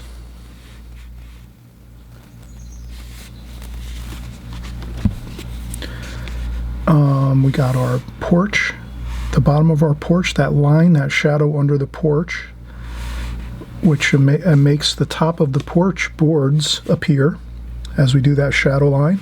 And then we just filled in some fun shapes here and there just to give this some interesting shapes in between the fence and the porch in the front of the antique shop. And we can add some more, we'll add some more details into here, but for right now that looks pretty good. I think we can do the mountains. Let's do the distant mountains. That's going to be purple and maybe some cerulean blue. Maybe some raw umber.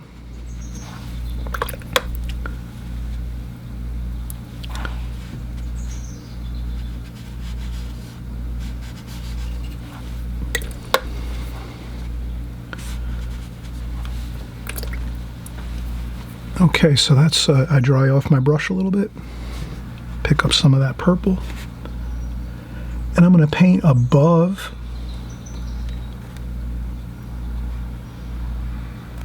that, just in case the paper is wet there. I'm going to paint above it.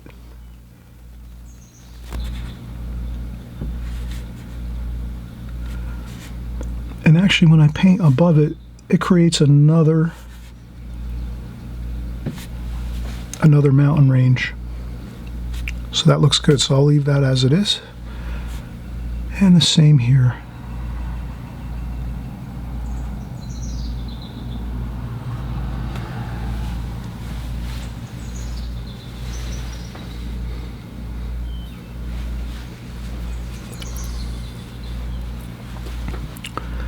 Maybe a little bit of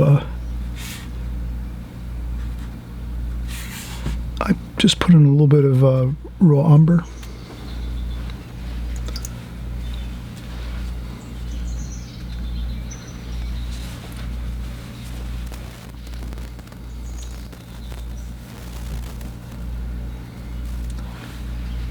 It might look interesting too to put a dark line, like some pine trees or something along this once this dries. We might try that. I think that might look good. It'll really might look good. We'll see about that. Again, we'll work as we go and take our time.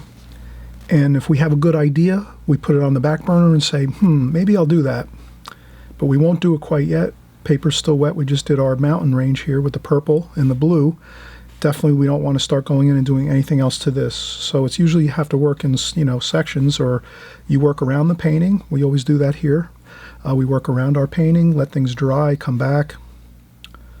And right now our mountain range is drying, that purple and blue. Let's let that dry, and then maybe we'll do something more in between that mountain range and the fields. But for right now, we can move on. We'll do a little more details maybe to the windows. So I'm going to look at the windows. I might get a smaller brush. I have a smaller brush somewhere. Here we go. So I have a little bit of a smaller brush here. Before I do that, let me put the shadow in. So I'll use the number 6 Raphael again. We'll do our shadowing. It's pretty dark. So we're going to go with French ultramarine blue, purple, burnt sienna to get a little warmth to it, some raw umber too up here just to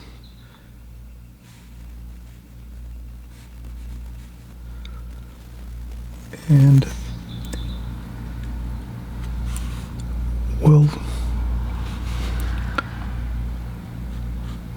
I'll skip a spot or two.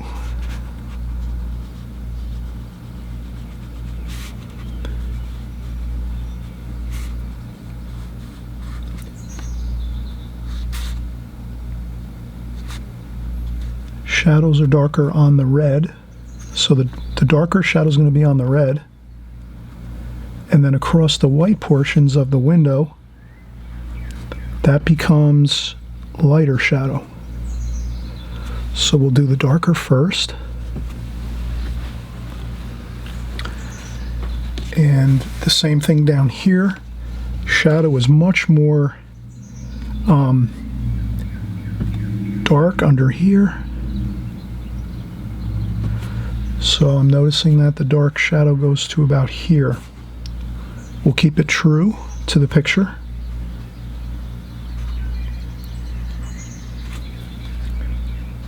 This is really fun when you're doing the shadows. It's great. You just have a great time with this. Raw sienna.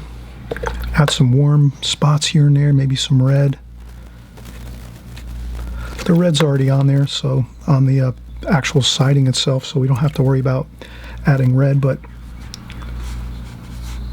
definitely we're going to have the mineral violet and the French ultramarine blue and the raw umber. We're going to have that for sure on the main dark shadow, and then we're going to put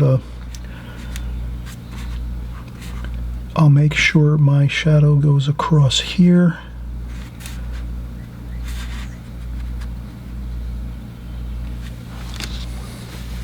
Now what happened was I noticed when I was looking at my picture that the shadow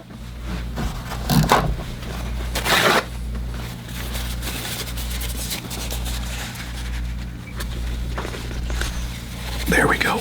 So I just took some paper towel, folded it in a sharp point like this to lift it, just because I went over an area where that wasn't in shadow. I have my paper towels and tissues on hand right next to me at all times when I paint. And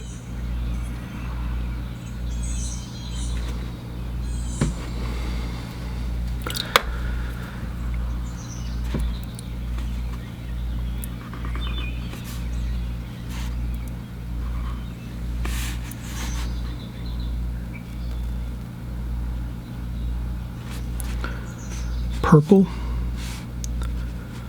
French ultramarine blue, raw umber.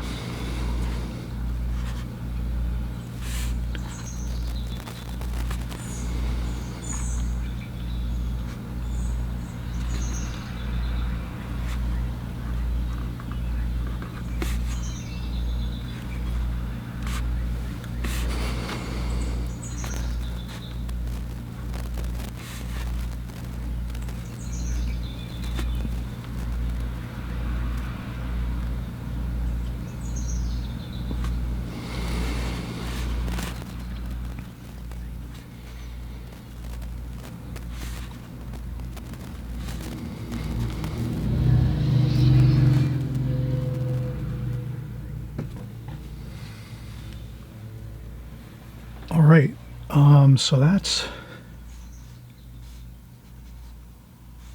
burnt umber and French ultramarine blue and purple.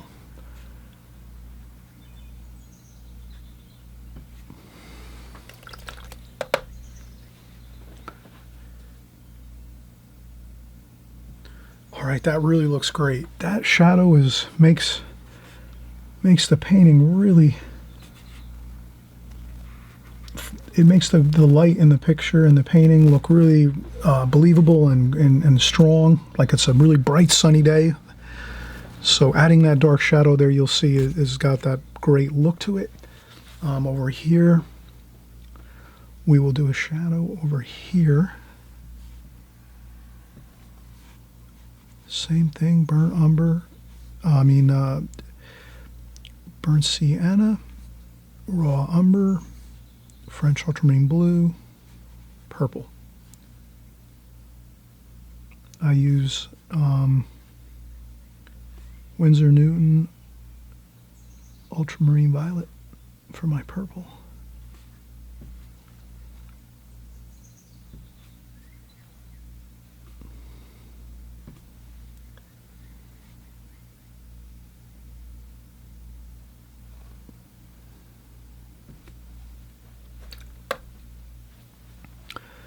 And this works the same too.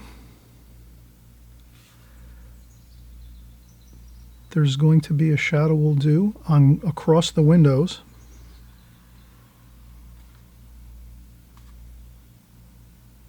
Once this dries, we'll do that.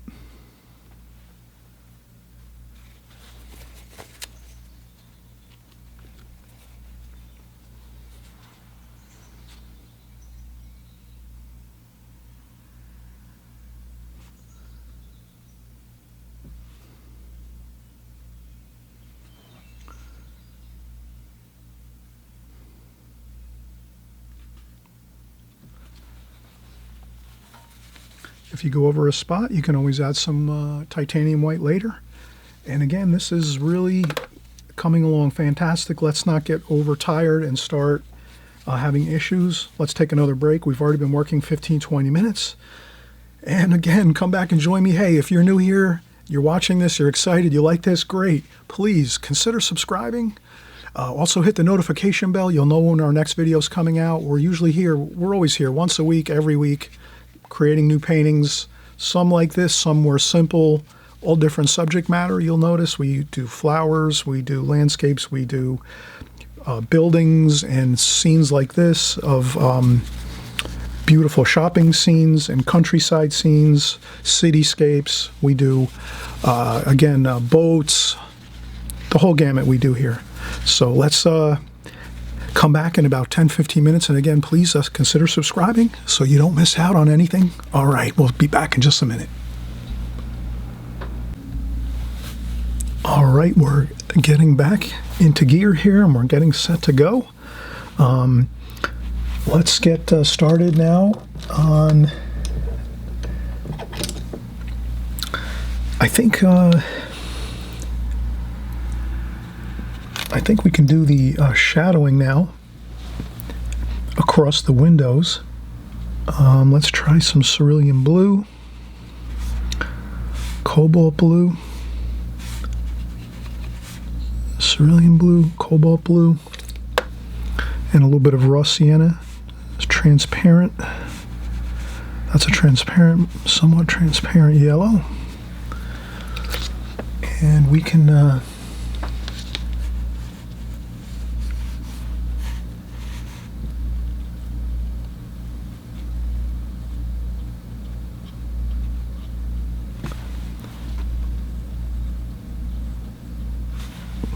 so I'm going to place some shadow across here with that cerulean blue, cobalt blue, and a little bit of the raw sienna. I mix a little bit at a time so that I don't over do it with the tonal value, the dark and light aspect of it.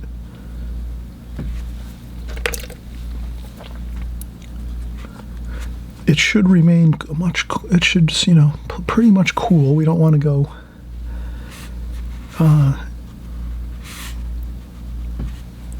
little bit of a raw sienna too is okay. That's good.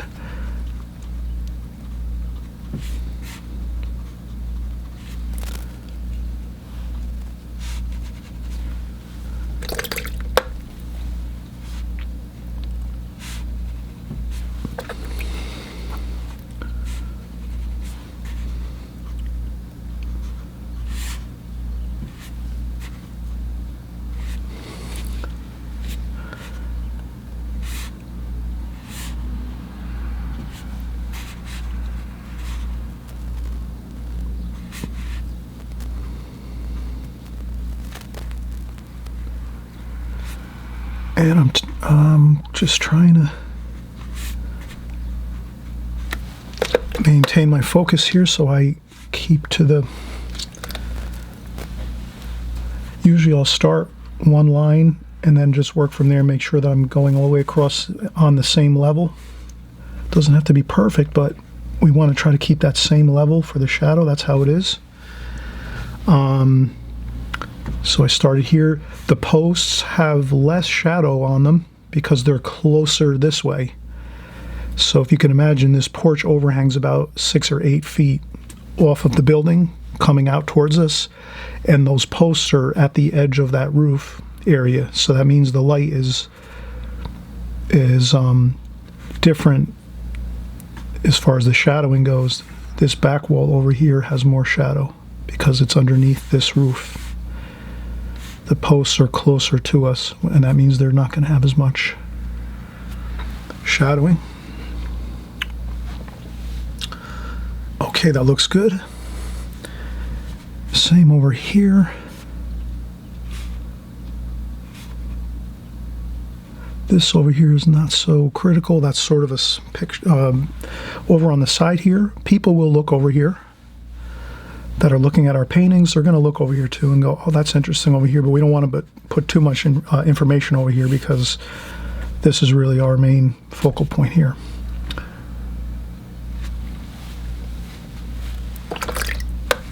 Okay, that looks good. Now I would say I'll pick up a larger brush. This is a number 8. I'll get some fresh water.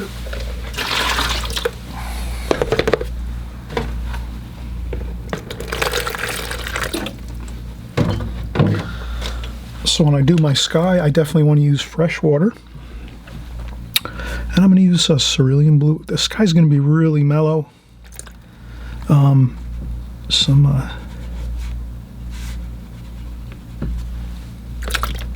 going to go really light with the sky. Some cobalt blue, French ultramarine,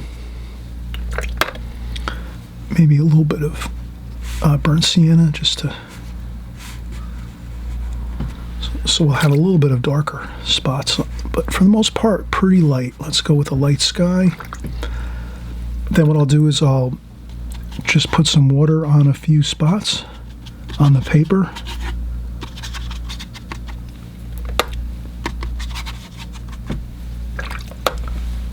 Not everywhere, just a few spots here and there, and then we can go in and we'll work our wash.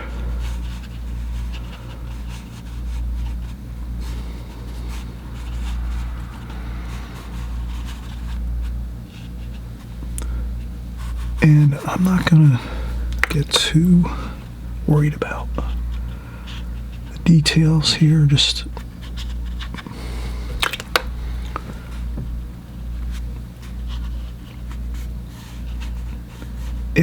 if we go on the roof with our wash, it's probably good just to get a tissue and wipe up once we go on to the roof area, then just blot some of that water off. We don't want the roof to become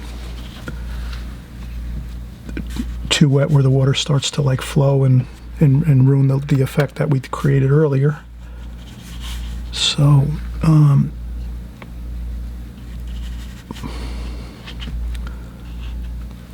I think if we just mix things up a little bit here and there, we have some cobalt over there, some cerulean over here.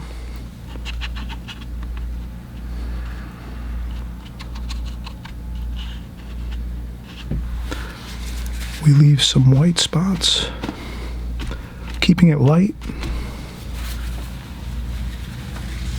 That looks good. And then we go with a little bit of cat orange, just a little tiny bit. I rinse off my brush, dry it off a little on the tissue, and then I just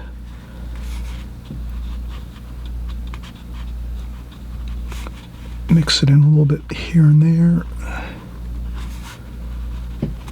Not too much water though.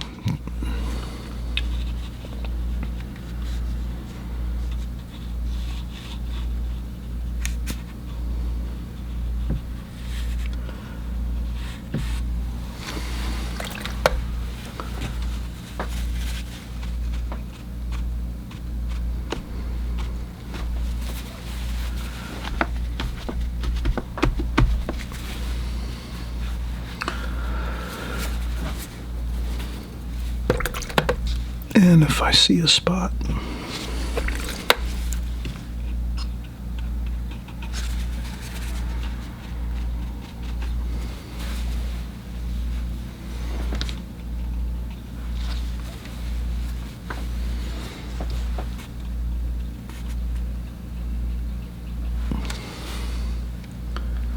okay, so now at this point we wouldn't try to do any of the limbs of these trees here. And these trees, so that would be, we have to wait till this 100% completely dries, the sky color. We can work on the windows a little. And we can work on the fence. And I think we'll be pretty much completed. So let's work on the windows a little. Windows are cerulean blue for the shadowing. And then there's some raw umber we can mix in there for a little darker. A little bit of French ultramarine blue maybe.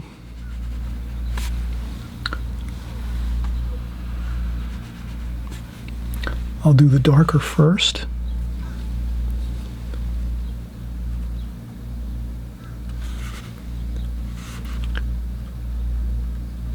And I'm not going to be too worried about getting every exact detail. I'm just going to try to get the main feel for this.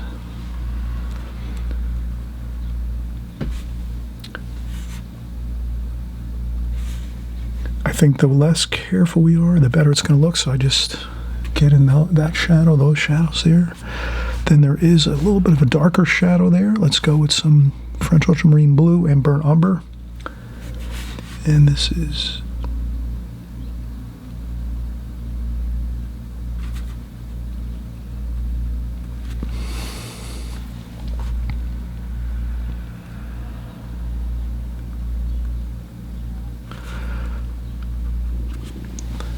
Okay, and I see a shadow along the right side here, so I'm just going to go down that way like that.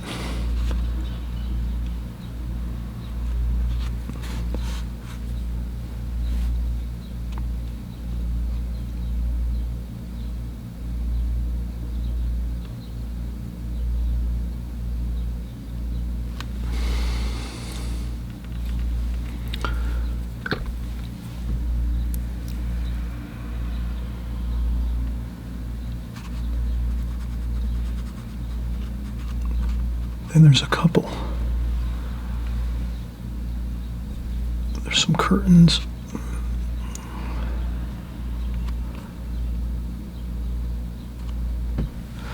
And that's good.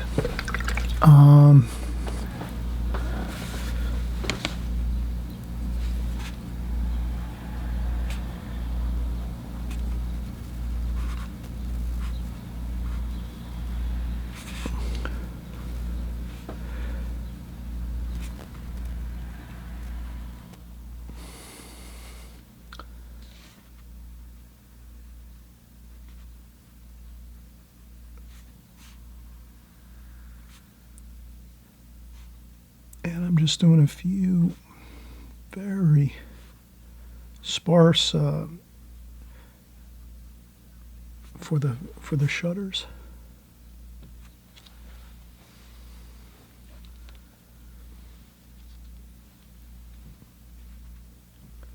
And so that's good for there. And we'll do below here is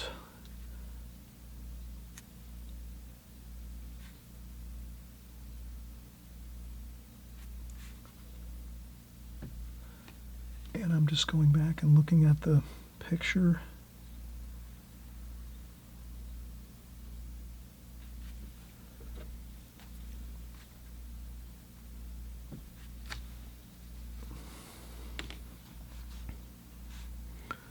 And I'm going to mix up my darks, burnt umber, burnt sienna, French ultramarine blue.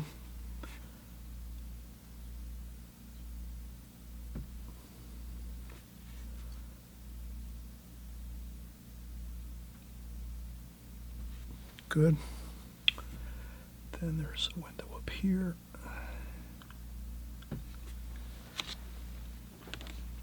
There's another window here. This is kind of painstaking, you know, that's why I take lots of breaks. If I'm eventually going to probably go over a few lines like I did there, but that's not a problem. That actually looks good. It looks good when things aren't perfect anyway.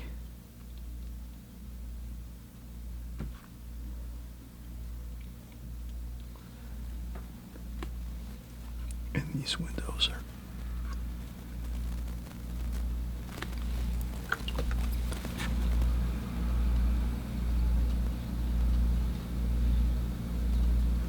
and if you can capture that dark and light right at the shadow line there, that looks really good.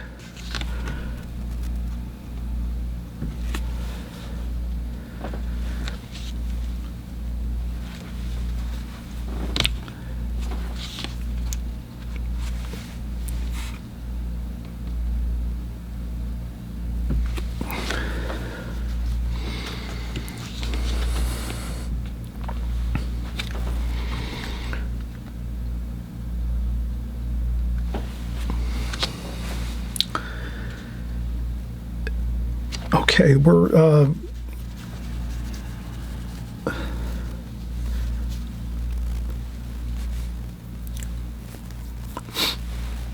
I think that looks good.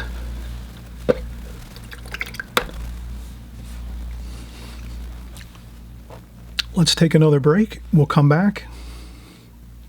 We'll do our fence and our trees, and that'll be it. We'll have everything completed. Maybe a few more details over here. We can do these over here, and then just maybe a couple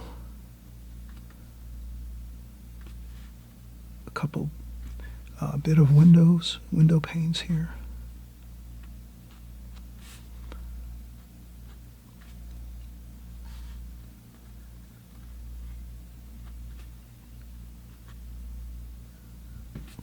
that's all. And okay, let's come back. Just a second, I'm going to take a 10 or 15 minute break. Okay, we're back. I took about a 10-15 minute break. Let's work a few details in here. Something I saw when I was just a couple shadowing for the siding here. So these are clapboard siding. All we need is a few here and there.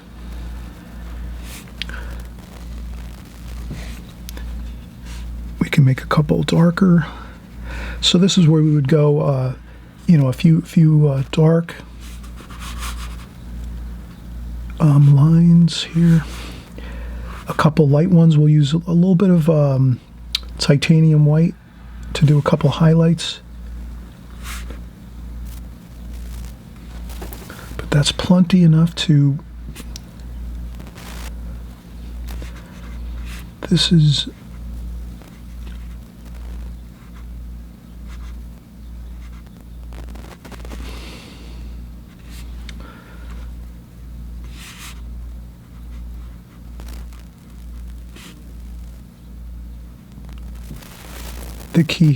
The key here is to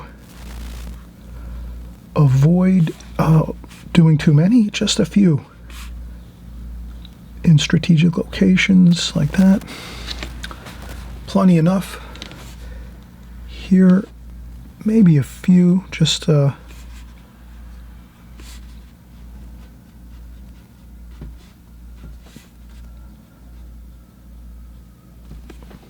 just do a few like that, just so we have that feel of the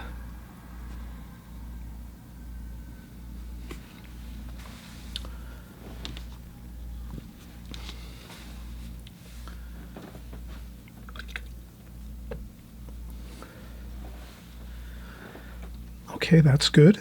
And let's do our trees here. So we have some raw umber, burnt umber, raw umber, some cerulean blue. We'll make sort of a little bit darker mix there. So we kind of have a mixture of really dark, medium, and then a lighter tonal value here.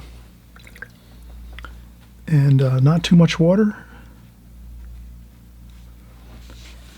And then we'll just... I'll follow the lines here. So this is sort of a darker, some of the darker lines here.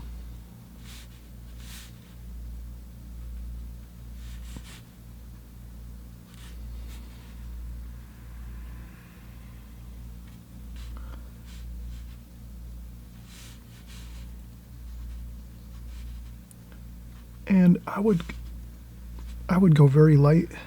I wouldn't do too much with I would just, you know, a little.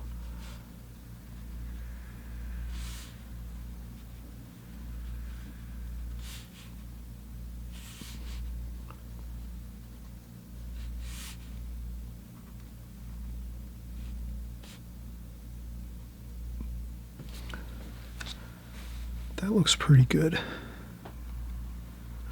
Maybe a few. I see some darker.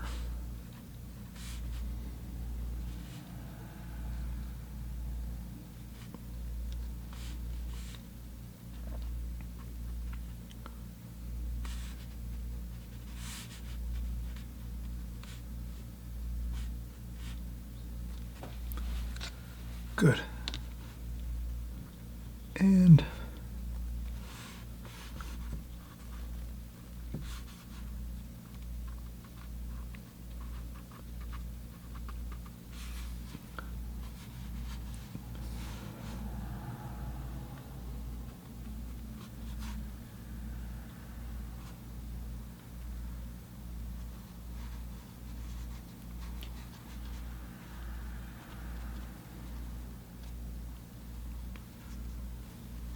I changed this around in the picture. You might have noticed that there was a really large pine tree next to this building here. I wanted to go with more of a lighter feel. So again, artist liberty. Does that make sense? When you're creating a painting, you can change things around to suit the look you want in your painting. You don't have to say, oh well, there's a pine tree right there, I have to paint that. Not really. You can adjust your painting and paint it the way you want to paint it. You're the artist, right? You're the creator. You can create your painting the way you want to.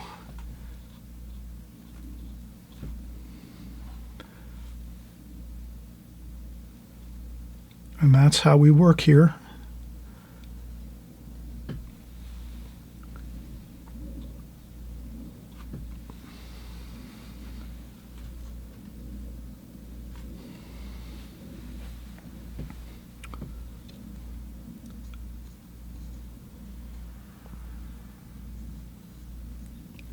That looks good sometimes to just have some of the branches.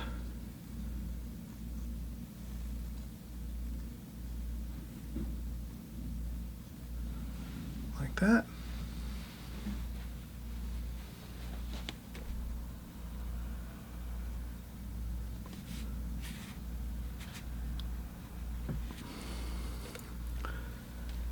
I'll put a darker shadow over here. There was some shadowing on this gazebo here.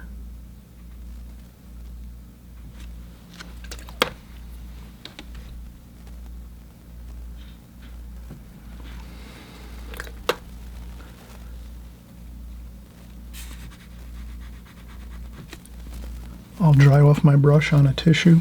So I'll pick up some paint, dry off some paint and water, and then just do a couple, just so we have that feeling of some shingles on this gazebo here, like that. And the same thing up here. We can always go back in and do some couple lines real loosely, real quickly, not spending any more than a minute, just to get some lines on here, just to, and then a couple vertical lines too, like that. That's all. And some more over here, same thing. No more than 30 seconds here.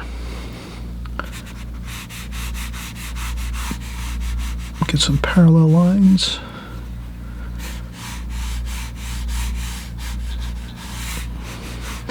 Then just a few little dash marks going vertical dash marks. Like that. All right, we're almost complete. Let's see, one more thing we have to do is we're going to get our brush here, our flat brush. We'll go quicker on this. So we're going to take same colors we've been using. Cerulean blue, French ultramarine blue, some burnt sienna,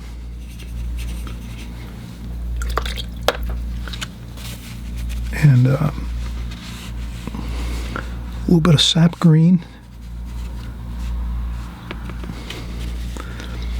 And we'll pick up some, we'll use our flat brush, our square brush. You can see how it's has a nice chisel point on it. And we'll just quickly do these.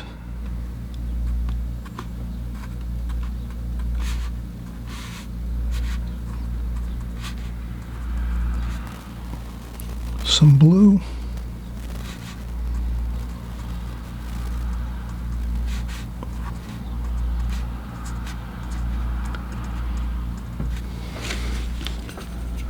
Then we'll go into the warmer colors, the browns and the reds, just to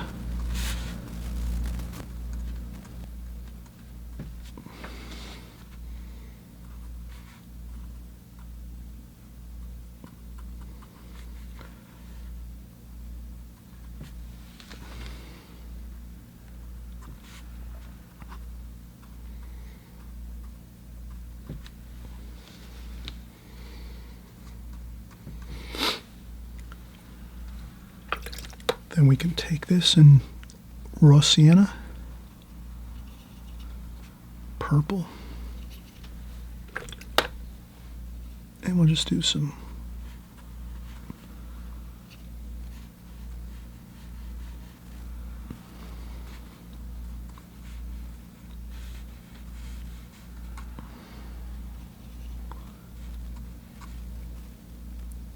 So I'm just doing some shadowing along the front of the fence with some purple and raw sienna,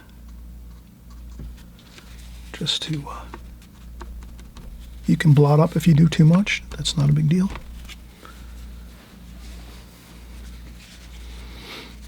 And then we can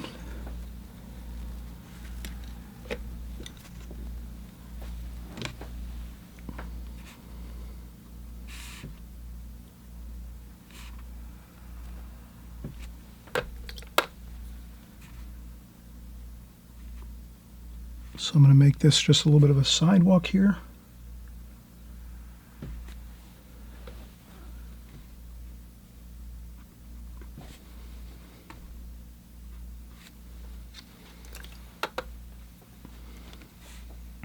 A little bit of the orange.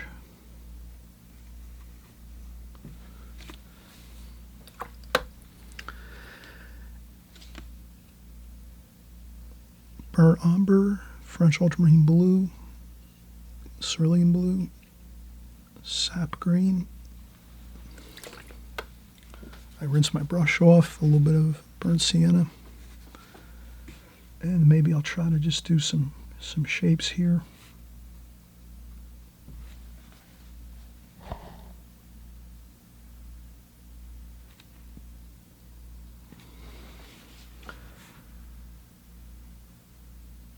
Okay, there's some shrubs here.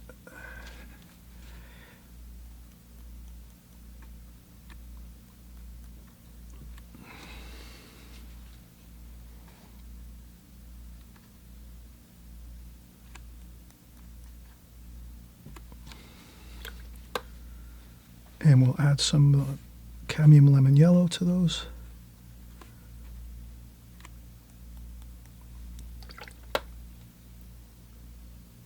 And I'll do some splashing.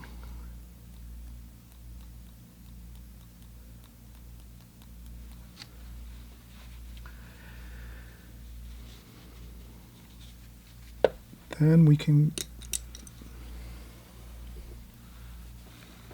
take our titanium white, Winsor & Newton titanium white. We'll add a little bit of yellow ochre to the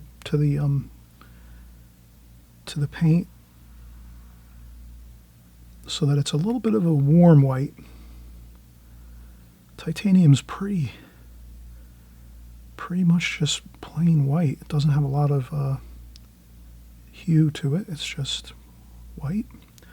And what we can do here is add a few details. So I'm going to do this.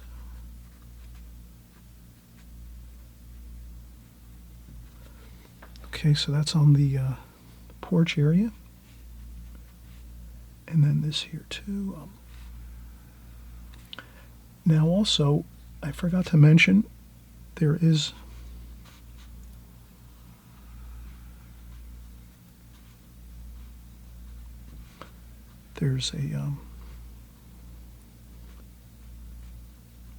railings on this.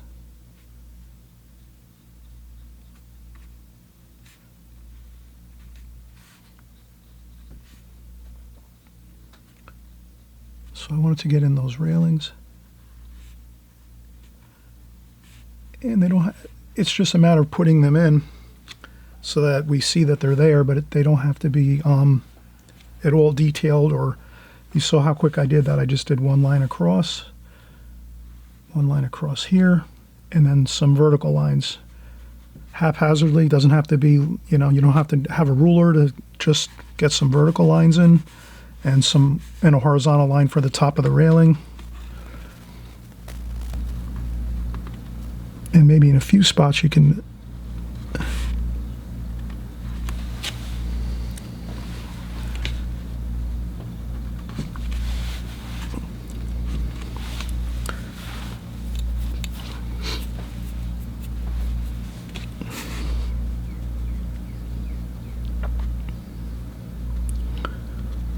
And I'll make a few just shapes, you know, maybe some, I'm thinking of maybe some different things that could be on here on the porch area, of like some antiques and things. And here, this is, I meant to do this. I went over that before.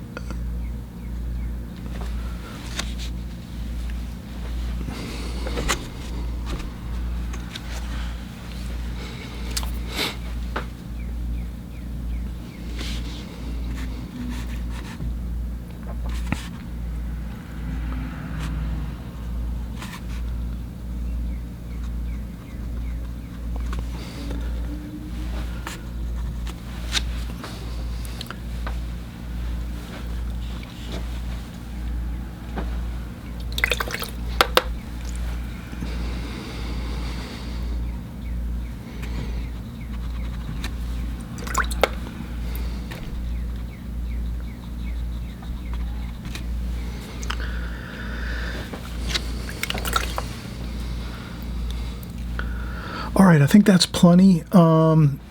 We could do some more details over here. You know, we could do some darker darks, maybe some of these areas here.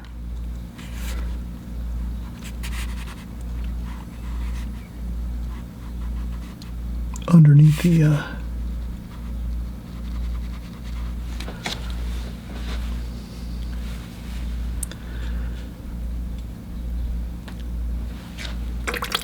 and you could also put up a sign if you wanted to in the front. You can create your own sign. That's another thing where you can be creative and come up with your own ideas. Maybe put up a sign on the roof, one of the roofs, upper roof here, or a sign on the roof over here by the door. There is a sign on the fence here. I did not put it in. I just I didn't put that in, but you know, you can create your own ideas too as you work on this painting, and when you're drawing it, pencil drawing it, you can add in your own sign if you want. Somewhere in the picture, you could decide where it might look good. But other than that, I think we're 100% complete. Let's we'll peel off the tape here and just again, you saw this painting in the beginning of the video, so but we'll just zoom in a couple minutes here.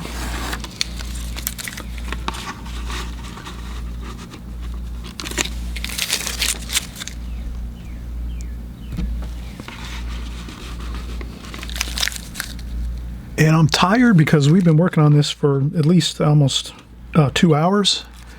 And I worked on it last night for about another 2 hours. So this is a lot of work. Take your time, as much time as you need to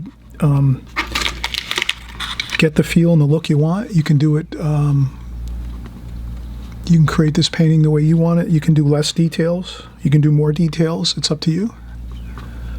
But I hope that's really a good feel for this location. It's a beautiful antique store, curtains and lace, and out in Pennsylvania, beautiful Pennsylvania, Lancaster. Everyone, thanks again for stopping by and watching, and we'll see you on the next video. Bye-bye.